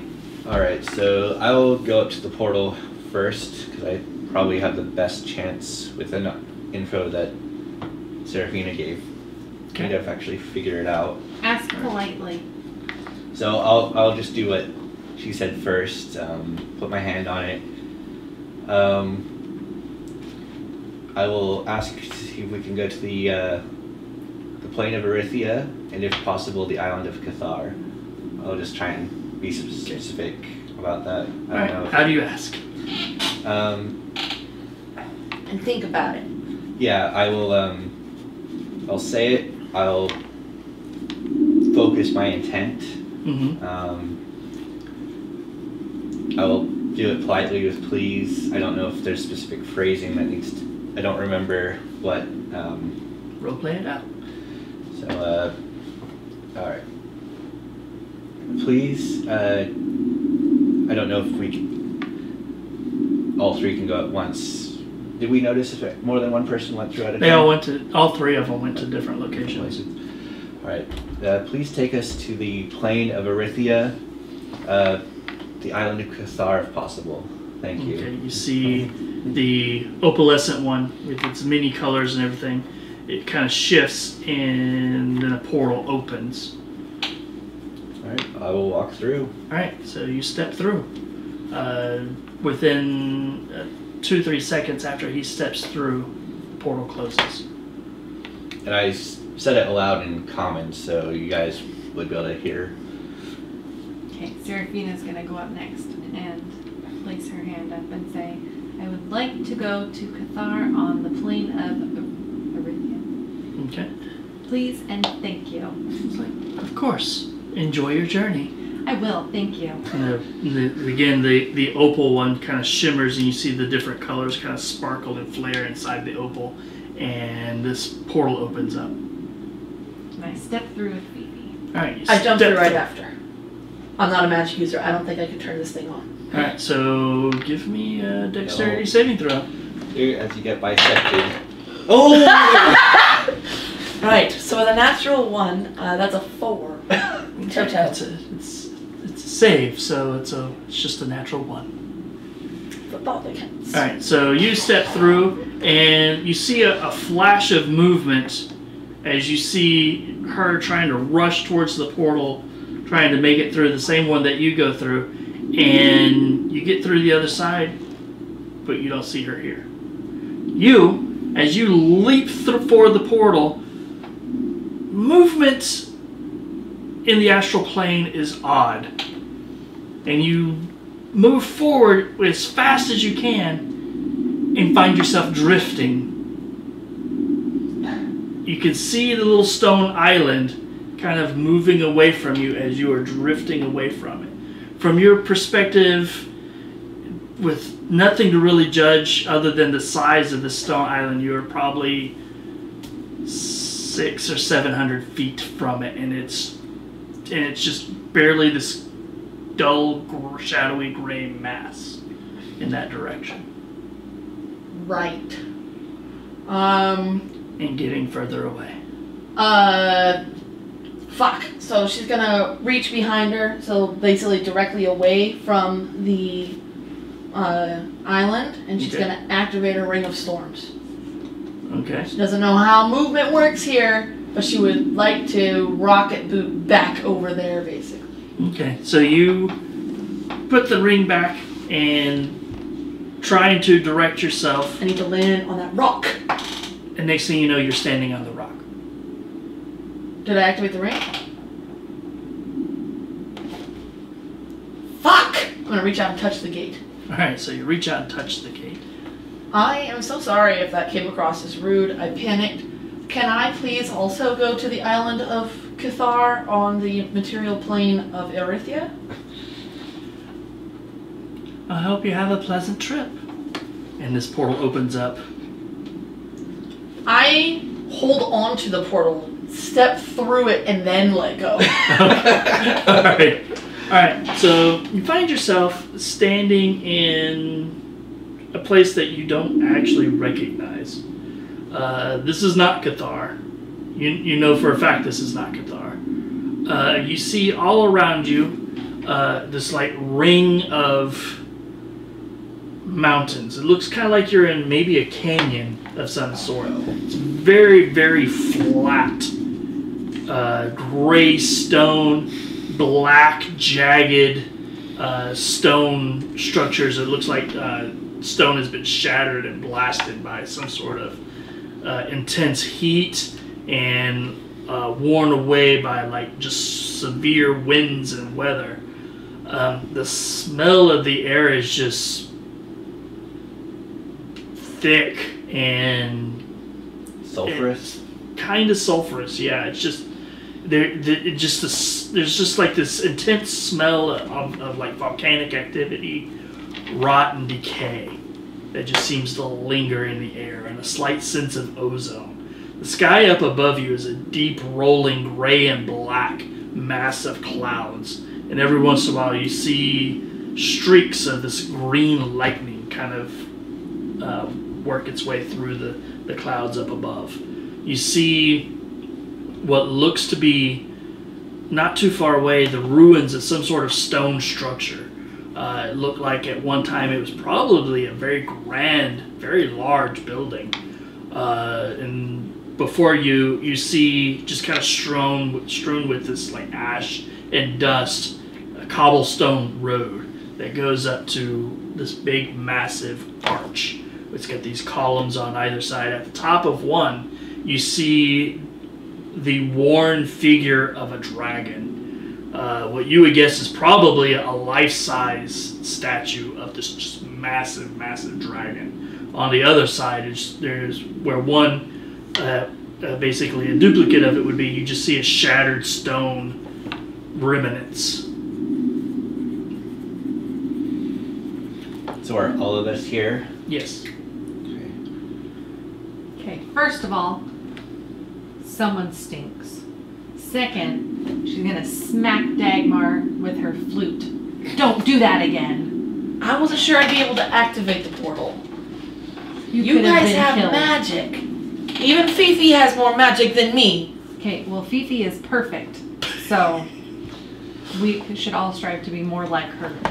Including the bows. I'm gonna start untying the rope from my waist. So do I actually know where we are? Or have a guess? And does he have the voices? Yeah, the voices return. Is like one of the voices that you recognize right away as this Cerulean ring is like, never do that again. That was not cool, bro. And the other one's like, welcome back.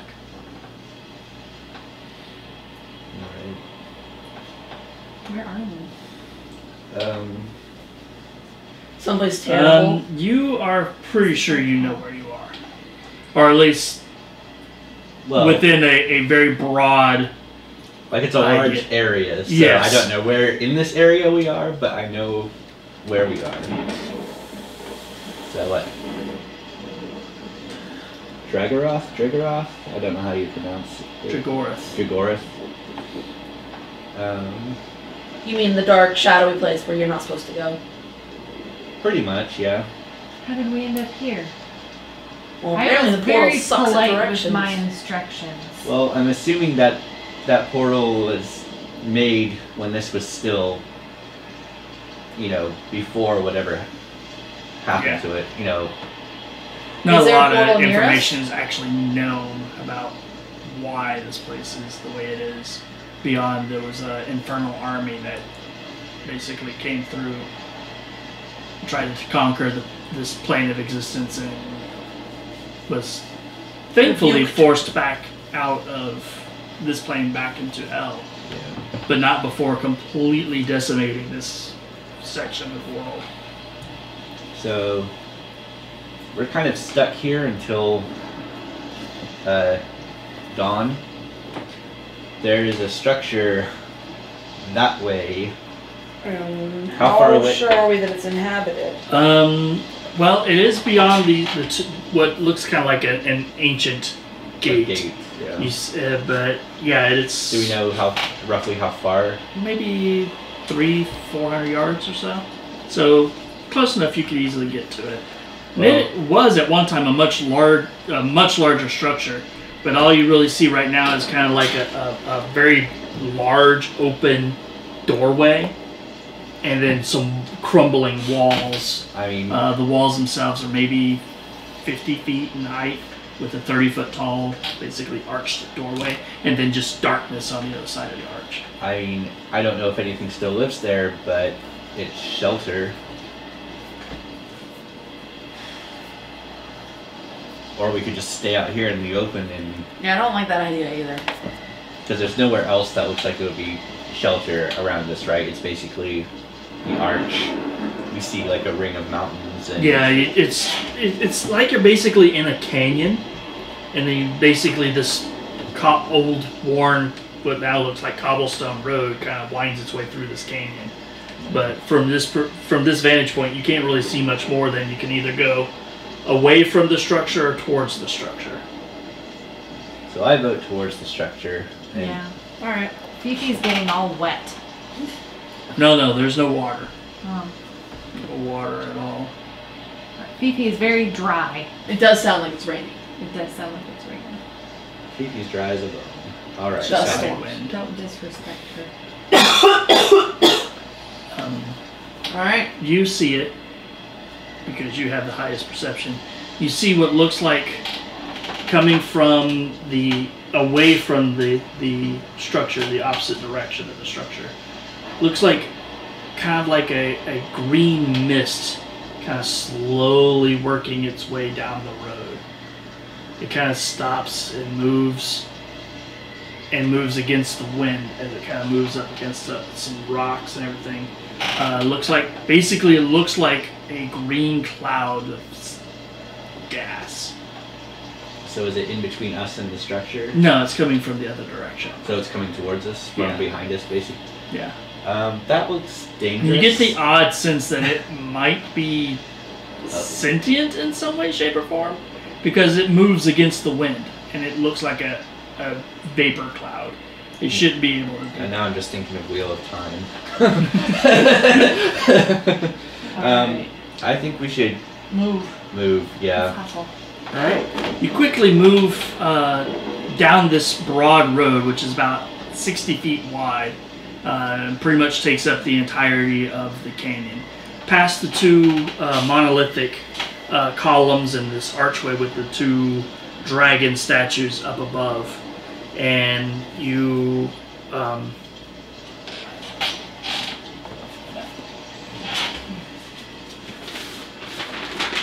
remember one of you said you could speak Draconic. Yes, me. Alright. Nice meal. Alright, so as you are making your way through there, You see a large placard that's worn and chipped and very difficult to read, but the letters were large enough that they seem to withstand most of the damage. And it says Garandria. So you would understand that And because your Draconic. comprehend languages would still be active. Yeah. What this? Now I can see. We're on the southern side. Yeah. Yeah. Okay. Do I know where Grandria is in here? Yeah. Okay, so I know roughly. It's a fairly well-known ruin. It's on maps and stuff. And through all your research in different places that you wanted to check out, I'm sure you would have seen it on a map. So we're relatively close to Almahara, like, you know, on that side of the continent anyway. Yeah. So you make your way down the road and past this big gateway, and you move into the structure. The wind and everything is howling around outside of you, and the dust seems to almost cut into the exposed flesh, like it just sanding away your skin, trying to the entire environment seems poised to try to kill you. You're coughing and your eyes are all red and irritated from the dust.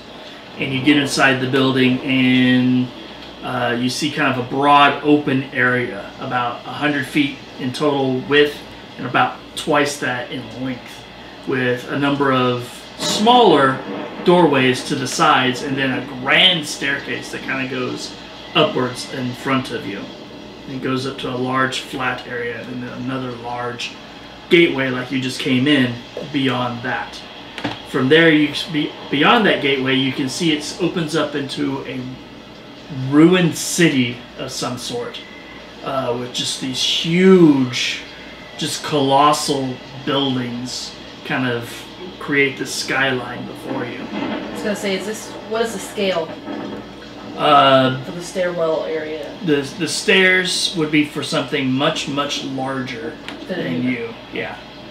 Okay. But the side doors are not. They're only about maybe 12 feet in height, and most of them, the doors themselves are actually gone. But there is one door. Looks like it's been patched together many times over the past couple of 100 years. And underneath it, you see a slight flicker of light.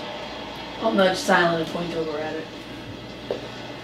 Okay, so there's someone or something living here still. Do we want to try and find out who and what? I mean, I don't think we're going to find any hospitality in that place. This might be our best bet. Alright. If nothing else, maybe we could pay them to let us stay there for the night. I guess we walk up and Knock on the I'll door. knock. Not with a spell, I don't have knock, but Alright, so you walk up to this patchwork door. It's about 12 feet in height, about 6-ish feet wide. Just a patchwork of iron, rotting wood, and whatever bits of metal, bronze, brass, some gold plate across it. It's just I guess walking up before, do we see any like tracks? rifle check. Just to see what kind of thing might be in there. 12. I don't have very good survival. There are tracks, but you're not quite certain as to what they are. They are slightly larger than, say, a human footprint. Definitely a shoe of some sort. But beyond that, you are not completely certain about how long or what might have created them. Okay. Yeah, I see some kind of tracks here, but I don't know enough about what they could be. Alright, so you knock upon the door. Yep. I guess kind of fist. Kind of a Yeah. and it kind of rattles some of the metal against it, one another and everything. And soon there's like the door kind of creaks open, and this like kind of a firelight kind of leaks out and illuminates the area around you. And you see this tall, red-scaled creature standing on the other side. It's got these thick black horns that kind of curl up. One of them is broken off and looks to have been that way for many, many years, as it's kind of worn into kind of almost a smooth nub. It's got one glowing kind of golden yellow eye, and the other one is just white with a massive scar that goes across one side of its face. It's dressed in a collection of random hides, some thick, leathery, some of it kind of scaled, some of it maybe the shell of some sort of large insect. This is a really battered red dragonborn. And he kind of looks at you. He's like, kind of glares past you. Where did you come from? Kind of looks back out and kind of catches sight of the green mist. Come in, come in! Alright, I enter. Scurry inside. I said, would you believe if we came from the Astral Sea? Interesting. Slams the door behind you.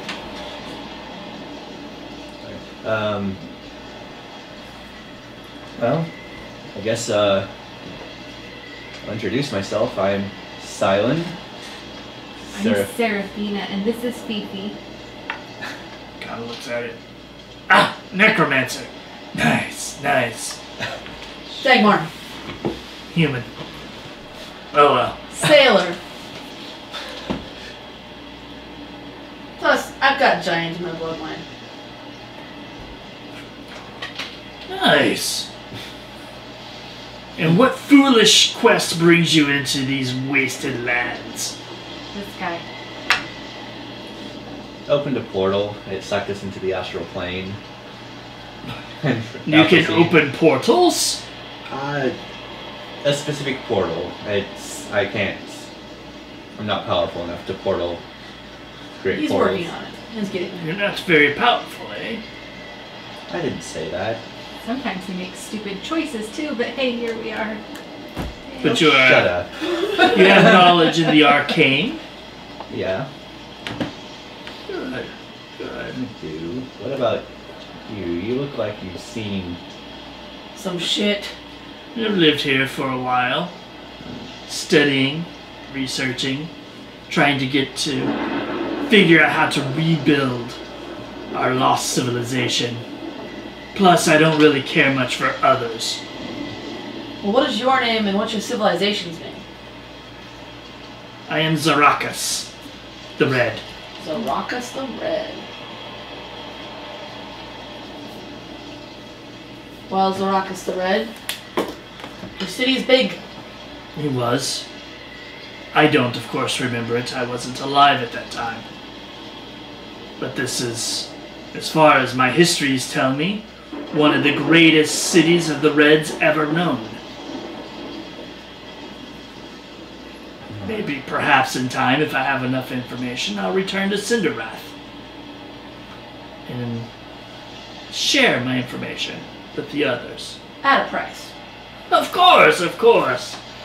You are definitely smarter than you look, soft skin. Thank you. Come, come. I am interested in hearing your tale of portals and the Astral Sea.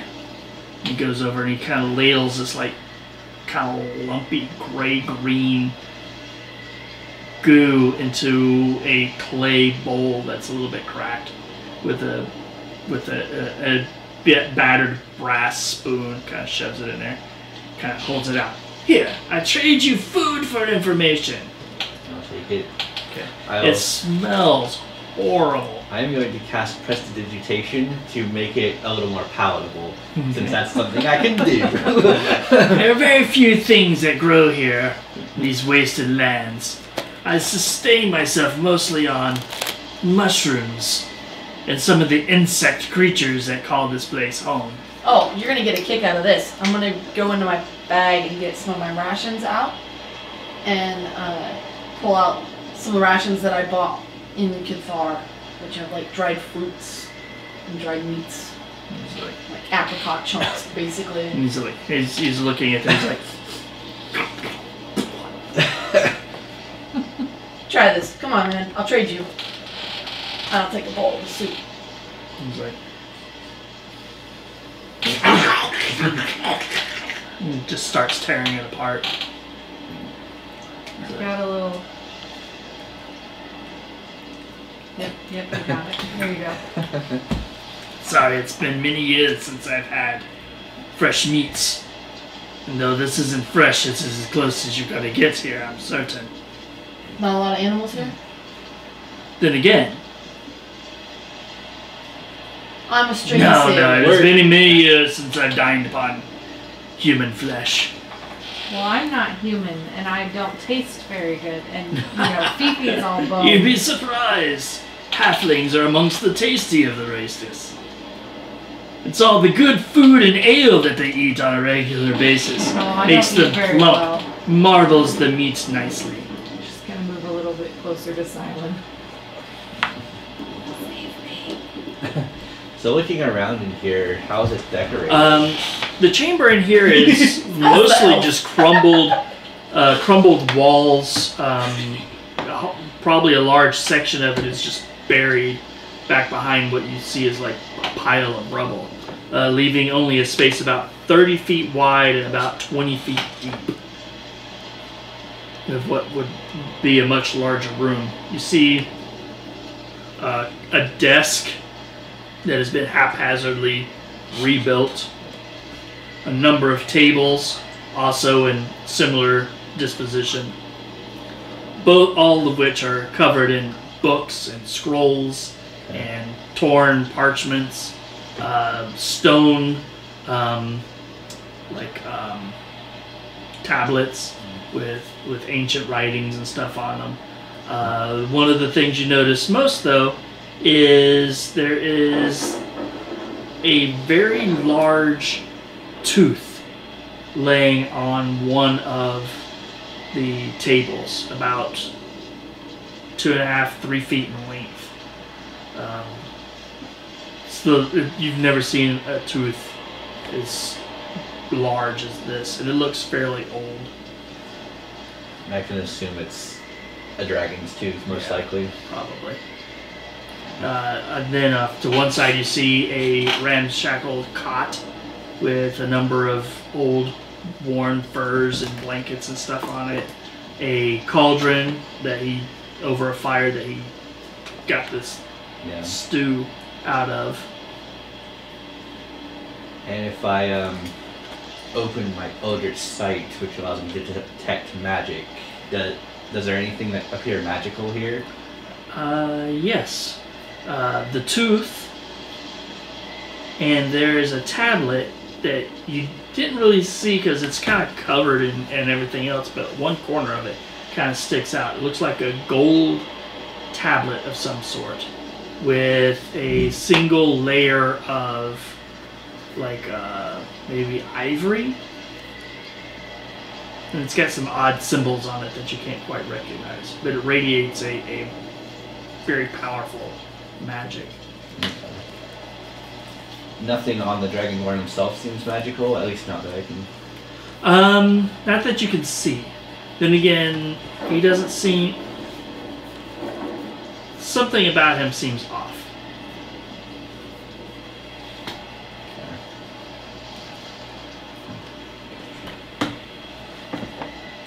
In what way? Can I tell what way he seems off, or just that he seems off? He's batshit crazy. He's living by himself in the middle of a volcano. Yeah. You almost get the feeling that there's something about him that is blocking your detection. He's definitely a dragon. You've heard of magical items. Basically, he's like a blank spot in your vision. Cause I've got a blank space. Hey. Okay.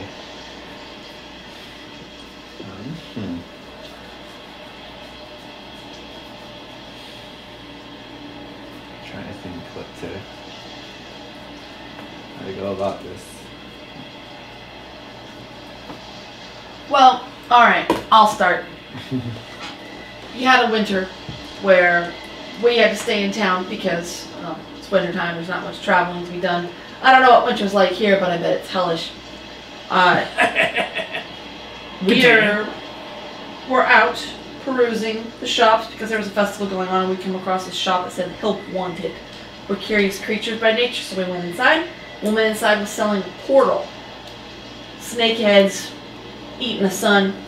Oh, snakeheads. He goes and starts rummaging through some various documents and everything. Finally finds one that has enough blank space on it and a quill and starts writing stuff down. Mm-hmm. 2 snakeheads coming at each other, sun in the middle. And we've got a thing for portals. Sun in the middle. Like Alright, the snakes Conan. come together like this. There's a sun over the top. No, that's Conan. Doesn't matter, that's what Dagmar remembers. And intelligence of 10, live with it. We're into portals and stuff because I've got places to be and he likes magic and she was along for the ride. So we bought it and we used the portal that was in our pocket. We don't have that portal anymore. Don't get your hopes up. To move that to our island, yeah, we still have the island, but it's not here, obviously. Once we were on the island, we had lunch, we had ale. I had mead. That's true, and he had wine. And then we activated the portal. Pop through, we're in a jungle, giant displacer beasts attack us. We decide that's not for us. Also we pop back home. monkeys. Monkeys, yep, the scary teeth. Great teeth. We get back home, he's fucking around with the portal trying to figure out what the different gems on it mean, because there's gems on this portal, there's 6 of them. 6 gems. 6 gems. Got it. And one of them opens up and it's this black sucky hole. And it sucks us through. Black hole. Into the astral plane, Into yes? the Astral Yes. Sea. Yes, of course. And we plummet down, slam into a rock, nice and soft, and this giant... Slam softly. This, I swear to God, I wasn't eating any funny mushrooms. A giant ship called the Alexandra comes at us out of the darkness. Docks on the port.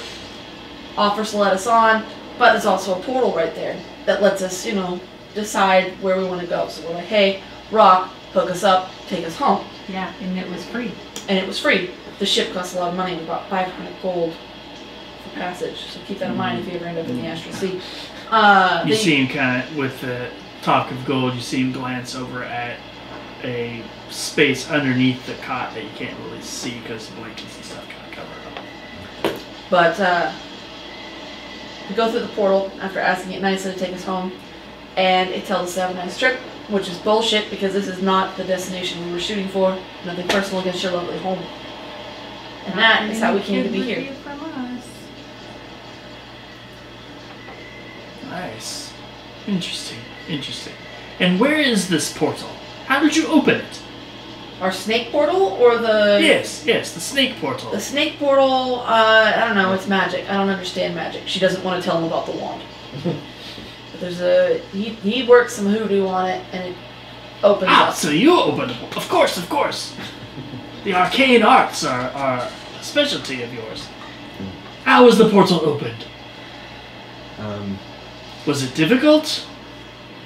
It's hard to understand. It's an old culture that I'm not very familiar with, so... We have a dragonborn actually helping us study it. She was really into morals. And, privacy. Ah, nice. Red, I'm assuming. Black, but... Oh. Treacherous things.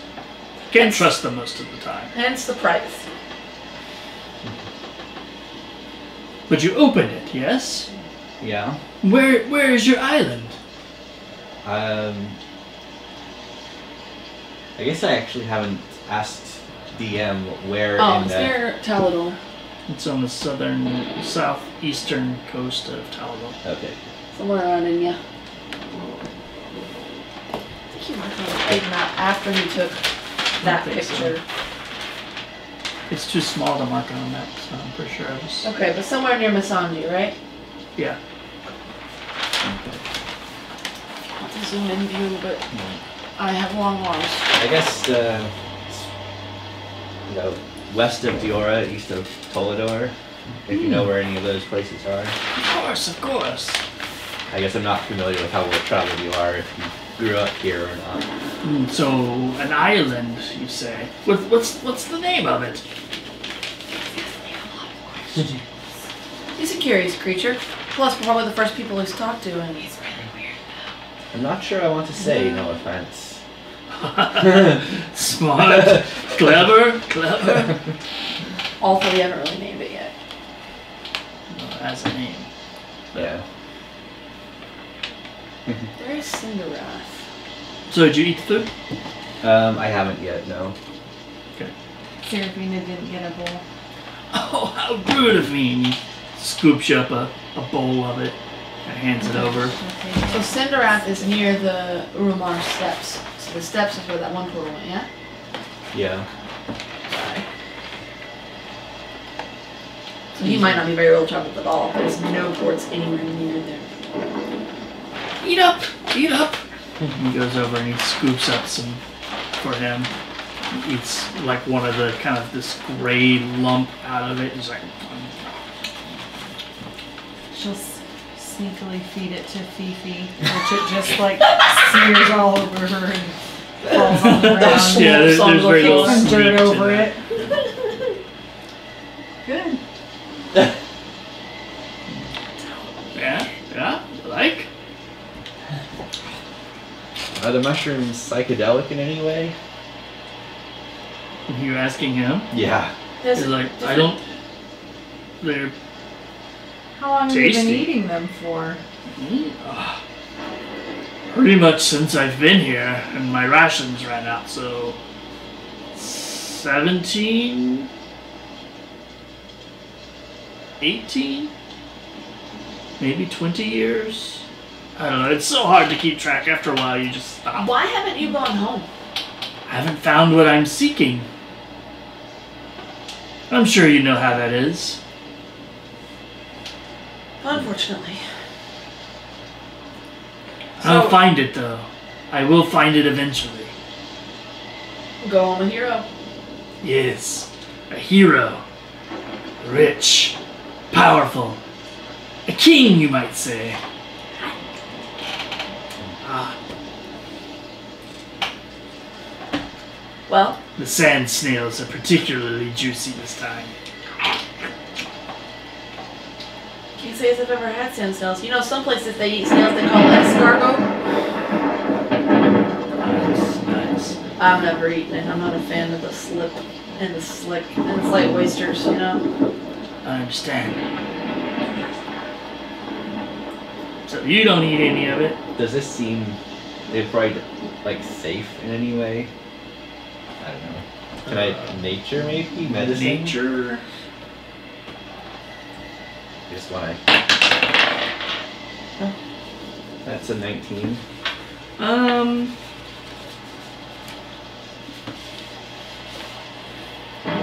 You've never heard of anything particularly safe about this region. So you're not exactly certain as to how far you would trust it.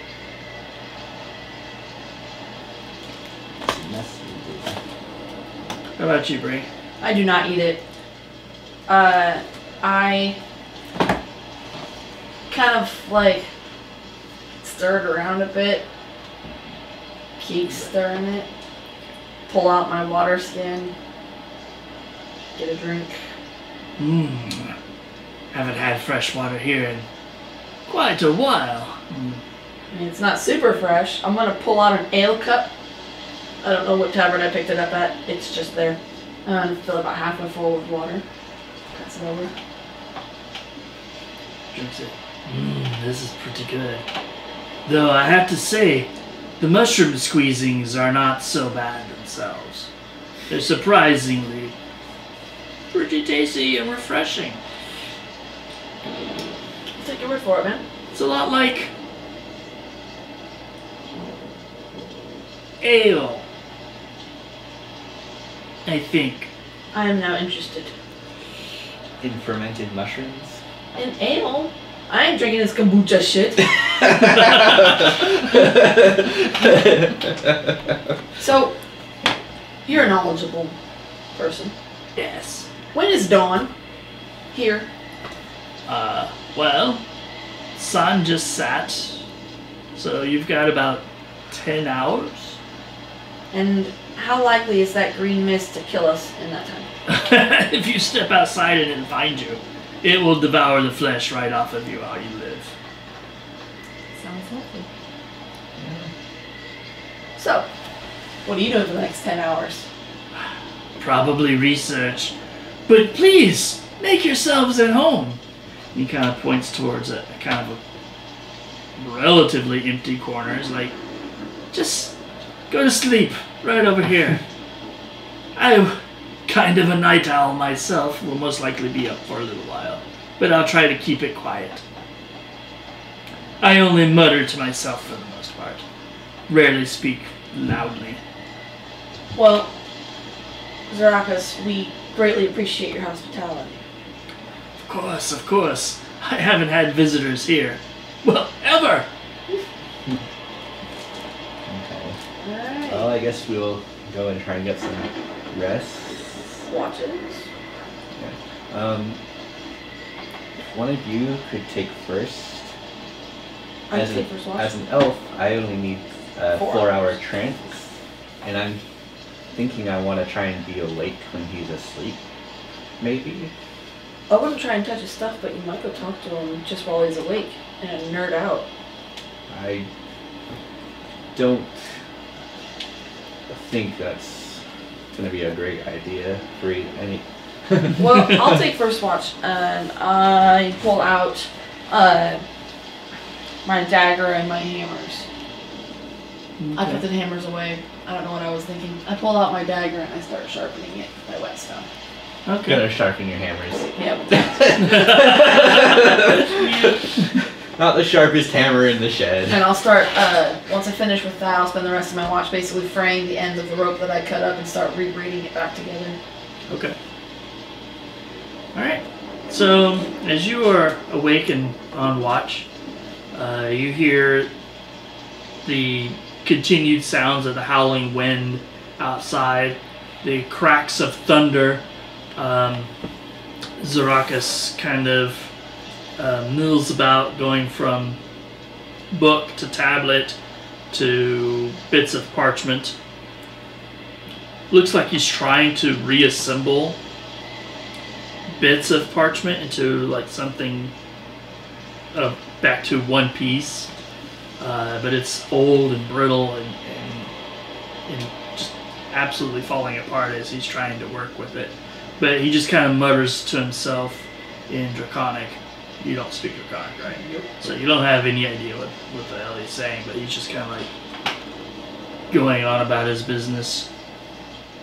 After a bit, he kind of stops, kind of looks at you with his one good eye.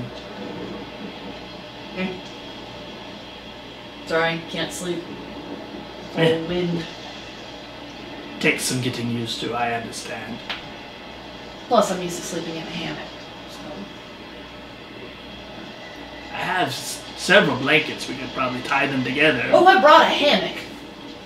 I have one in my pack, but it's no worry. It's no worry. I'll wear myself out eventually. Fine. He kind of slides out of the tablet, about yay long, about yay wide. Very Nice. thin, and it's like made out of gold. With one side of it has got an ivory inlay in the center of it, and it's just got this like scrawling of strange symbols all over it. And he's kind of looking at it, his claw kind of clicking across the deep set grooves of where the runes and stuff are. Has Dagmar ever seen the tablet in the basement? Yeah, it's not like she hides it. Is it? Well, I figured it was in one. I think you said at one point that's in one of the glass display cases. Does it look anything like that tablet? Almost exactly like it. So, what's on the tablet, if you don't mind me asking? He's like, covers it up, suddenly realizing that you're there. It's like he just completely forgot. He's like, it's mine. You can't have it. Hey, we already have one. I was just curious what yours was about. On your island? What's that? You have a tablet like this on your island? No, it's one of our party members. She doesn't really travel with us anymore. She has it on her. She's the one who makes the portals. Who studies the portals, the Black Dragonborn? You said earlier she was on the island. Yeah, when I last saw her. She's not there all the time. Travels. And what did you say this island was called again? Like I said, I don't think it's named yet. Somewhere over down south. Just curious. Near Talador. Yeah? Is that the one with the cats? With the Yes, yes. the dead people? Quickly starts scrawling it down. So what is yours about? Slips it underneath some of the parchments and stuff. It's private. Family business. Oh, I'm so sorry. I wouldn't. No, Then no, goes no back to his digging through various parchments and papers and books. Oh my. I go Who back do to you my wake- rope. Who do you wake up? I think we established I was waking him up next, right? Well, I was gonna do my 4-hour trance, and then I was gonna Yeah. So come out of it. she'd be next. Okay. So I'll wake up. I'm trying to be subtle about it. He doesn't know where the island is, and I should probably keep it that way, but I'm gonna go to sleep. Okay, I didn't say anything we'll regret. And then I go to bed. Alright. I'm going to fuss with Fifi, do my watch, but keep an eye on him. For the most part, he just kind of ignores your existence. You're not certain if he's ignoring you, if he's forgotten about you, or Or he's pretending. or if he's pretending, but he's just kind of going about his own business. And he goes over to the tooth and he kind of pets it. One day, my queen. One day. Yes. I'm going to whisper to Fifi. He's got some coke. Good. And he goes back to rummaging through his stuff. Then he just suddenly stops and he turns quickly in your direction. He's like, "You! What languages do you speak?" Oh, just halfling and common. Never mind, never mind. He goes back to his rummaging through papers. I'm going to grab out a brush and I'm going to brush Fifi's skull. Get the road dust off. Yeah. Get it out of like the, some digits in your bones. Absent-mindedly, he's like, have you been traveling with these too long? Oh, no. Just recently met, eh? Yeah. No real loyalties? What? Sorry, I'm very busy with Fifi at the moment. He kind of shambles over towards you. It's like, very, very pretty pet you have. She's not a pet. She is my friend and companion. I understand that. I once had a friend and a companion similar to yours. Taller, 2 legs, armor and a sword. Did not do Basically well the in this same. region. Unfortunately. Was one of the first to go. But he was very dear to me. Is that someone that came here with you? Yes. I brought him along, a little bit of protection. And what happened to him? Devoured. By what? Basilisks. Oh. They would have known they would have liked to eat skeletons. I guess you take what you can get in such a terrible wasteland as this. True. Yes, and she pulls Fifi a little closer. I could give you something that might help keep her around longer. He goes over and starts kind of looks around, like he's checking to see if anybody is watching, even though you're like looking right at him, and pulls this box, this like iron strong box out from underneath the bed, opens it up, and you see lots of gold coins and some jewels and stuff thrown in there. but it's also got lots of weird things like just what looks like regular grayish rocks, like off of a beach or whatever. Bits of bone, some leather. There's a broken potion bottle, and finally he kind of pulls out this strip of leather. It looks like maybe a collar or a very small belt, and it's got little runes engraved down the sides of it. He kind of takes it. He's like, "Here, take it as a token of my friendship." She will cautiously grab it. She's not going to put it on Fifi. He said it has runes on it. I don't think so. So would comprehend languages work on reading runes? In this particular case,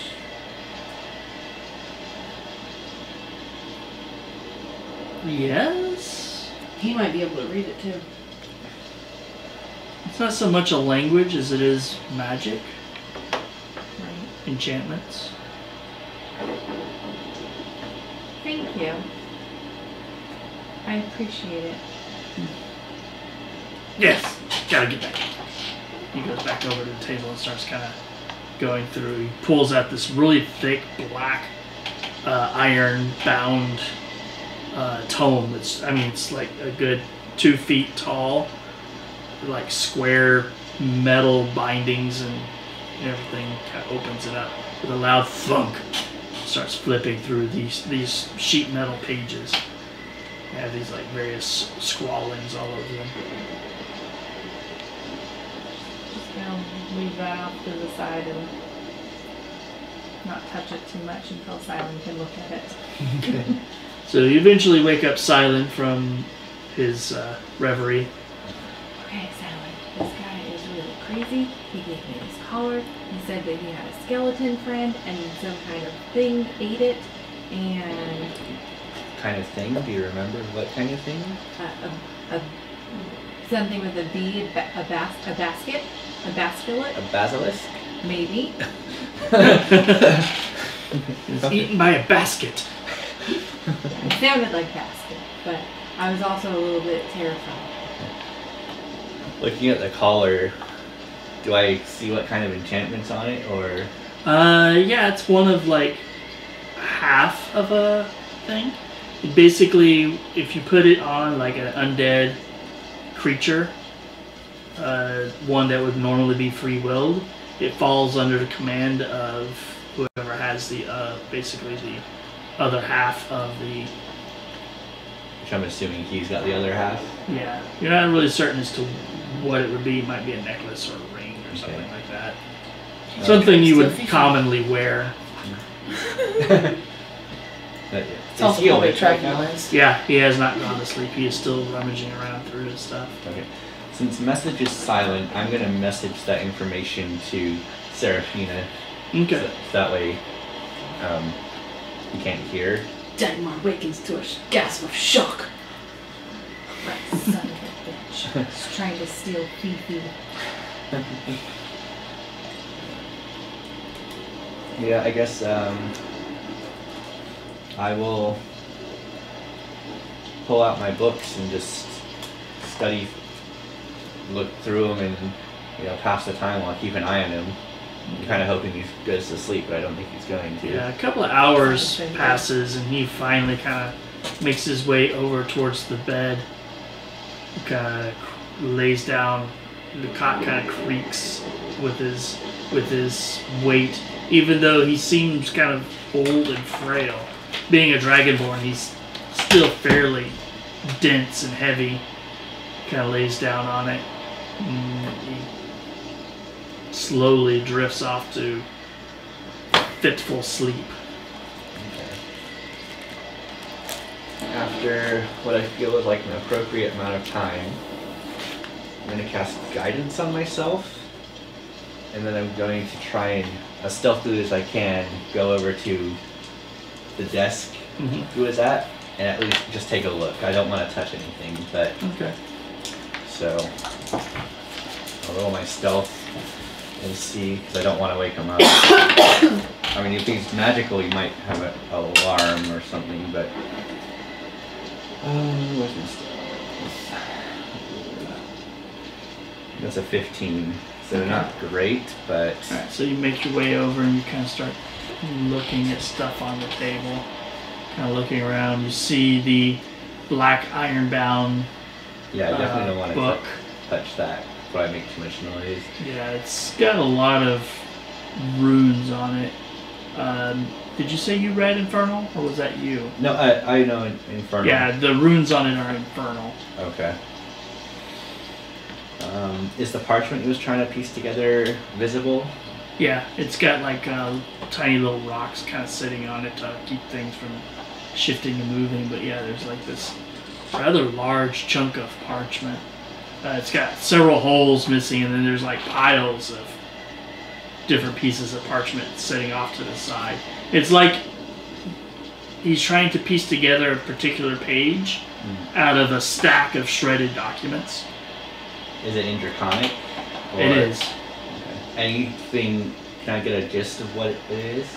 It's something about, there's so much missing that it's really kind of hard to say, but it has something to do with the location of the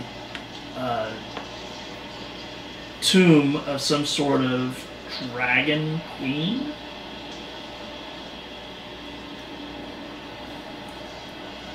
The riches that are contained there, and her ever vigilant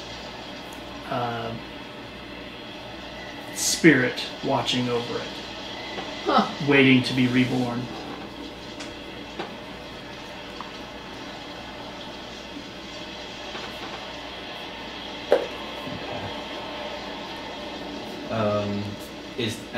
He tucked that the golden tablet away under stuff, right? So Yeah, you could see it. I can see kind of it, sticking out. but can I see enough to see what kind of runes or anything are on it, or is it stick? Like I don't want to move anything, but can I see any of the runes that are on it, or can I understand any of it? And it's weird. The runes almost seem to move and rearrange themselves as you're watching it. What? The first time that I had gone through and figured out what all the letters meant and everything, Yeah. and it turns out I had the tablet upside down the entire time. Yeah. Continue.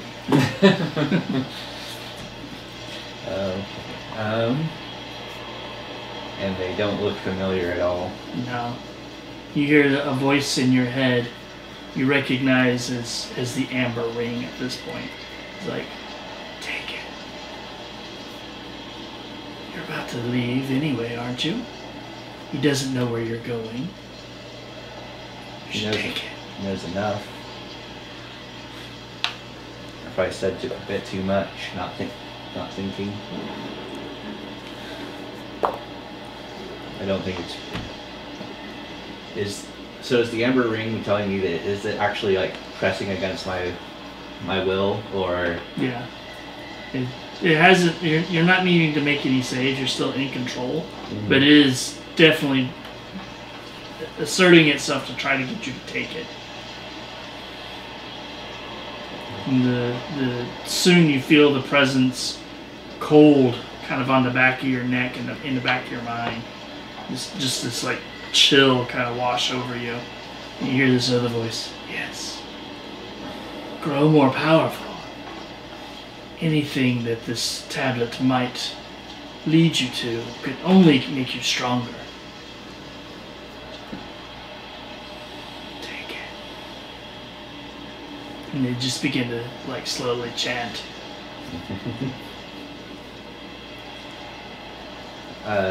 Do you know anything of this tablet?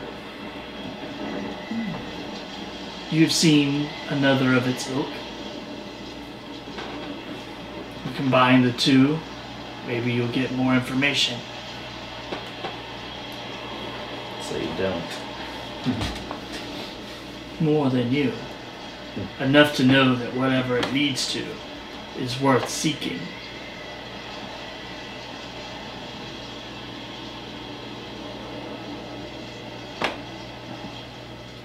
Would I know if our rods have recharged yet?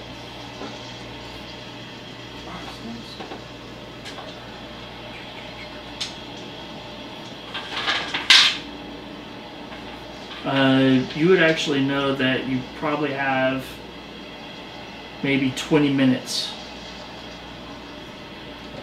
And you can pop out of here.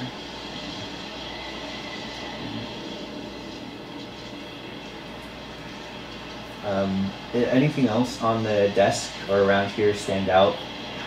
The tooth. The tooth. How old does it look? Nature check. Or medicine. Whichever. So that's about the same for me, so... They actually are exactly the same, so it'd be a 20, I guess whichever one's more beneficial. Probably... Old. Really old. You don't know a lot about dragons. I mean, you have never personally seen one. Can't honestly say that anybody has seen one in, well, almost 500 years. The last known dragon was a powerful red that was controlling what is now Reinhold. And that was almost 500 years ago when it was slain. This particular dragon, though, would be it's much older than that. You guess probably 3,000 or 4,000 years from the Age of Dreams, and a very large, probably an ancient dragon. So, is the tooth magical mainly because dragons are magical, or does it have some kind of property? As you are now closer to it, you can see that scratched all across the entire surface of it are tiny, tiny little runes. Okay. Do I understand their use, their purpose? Well, you speak Draconic, right? Mm-hmm. Without being able to like flip it over to see everything that's on it, it looks like some sort of funerary rites. Okay. Binding, and it would bind the soul of the dragon to its remains. Whether that is good or bad, you're not really certain, but... And I can't see anything on there that would say the name or title of this dragon. And of course, I didn't hear what she overheard, so I don't know if that has... Right. Yeah. Okay. About 18 minutes goes by. So you got about 2 minutes. At this point, for now at least, I'm going to walk back over to where they're sleeping. Okay. And just sit myself down. Okay. I mean, I don't know if, for now, I'm thinking on what to do with that. Alright. I mean, we do have access to the other half. So you guys are sleeping. A couple of minutes passes and you hear and then the Dragonborn kind of rolls over and is asleep, facing towards kind of the pile of rubble on the other side. Back towards you.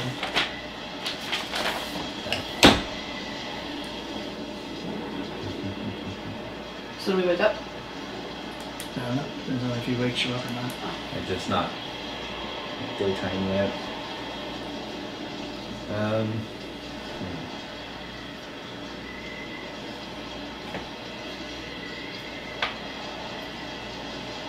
And I don't know anything about the other half of the tablet because I was not. You weren't. Sylen wasn't part of that group, and obviously I haven't spent enough time around there to know anything about it. Yeah.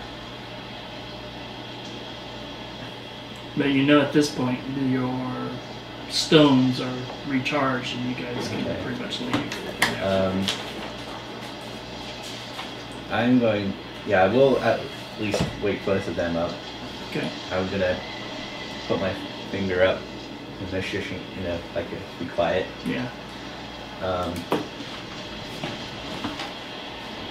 So, our rods should be recharged. Are you casting a message to Well, I'm gonna talk to both of you at the same time, so I'm just gonna whisper quietly. Our rods should be recharged, So no. so we can get out of here. Guys, really quick. He was asking me strange things when you guys were sleeping. I don't doubt it.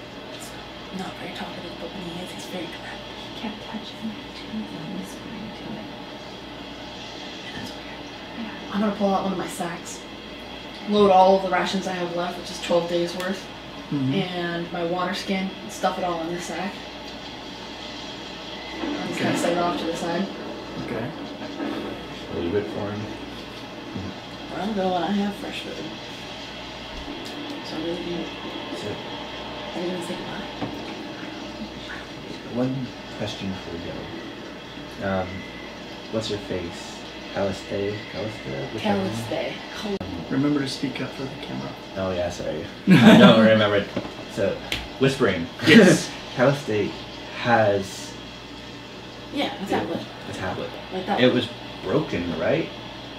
I don't remember. I remember it was really shiny and ridiculously heavy for such a tiny wizard to carry around. Did I say wizard or lizard? It doesn't matter. No. Do we want to grab that? Oh, I'm sure she would appreciate it. And I don't exactly think he would follow us. But he also gave us shelter when he didn't have to. In a place Yeah, where but we I didn't have a other feeling that options. he is on a scale of good to evil, way on the evil. He's definitely on the dark side, but, I mean, if we take his shit without reason, I mean, that doesn't make us much better. Well, I'm pretty sure he's trying to resurrect an evil dragon queen. Yeah, that's terrible. But we don't know. I mean, he's alone here in this middle of this He gave me death his pit. collar to bind Fifi To him. to him. He is not a nice man. Dragon creature thing. Hey, don't be racist. I don't care if everybody knows that, but this is Fifi we're talking about. So what do you feel? Leave it? Take it? I mean, that's up to you. Did we tell But I him say enough we about peace out. the island for him to be able to follow us? Well, If it some turns out of he's us got- chatty Cathy but he's gave his him all wings. kinds of info. Can you like mind warp his brain more so than usual? I mean, I could kill him. I don't think. No, we're gonna take a step above that. We're gonna take the moral high ground. It's a little bit up here. It's a little bit higher. Take it. Yeah, come on, take it. So- you don't need their permission. Of the six of us, you've got 2 votes for take it, right? One vote six. for I'm cute with a bow, and 6 of us. What are you talking Yeah, about? you can't hear the rings. all right. My only concern is if he follows us to the island. I Or if think he figures out we we Well, I don't think he's got a way to travel quickly. Plus, Go if we ahead give and it, make a wisdom saving throw. Okay. It's good for me though. I mean, I've got. I mean, it's still a 15. Is 15 good enough? No.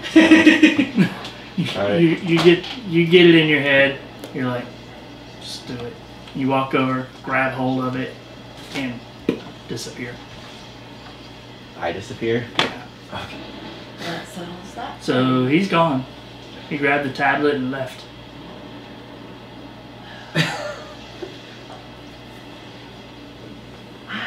You know We're what? gonna go back to the island now? Yeah, go for it. Is that where we're going? Yeah. I'll grab my We'll stone. figure out where he went later. I'm pretty sure. Yeah, we'll figure it out. Okay. Poof. That's right. That's the word. Do you disappear?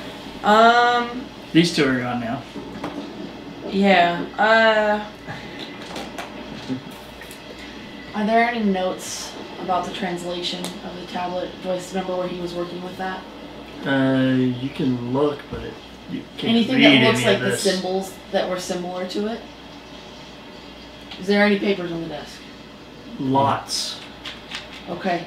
In several different languages.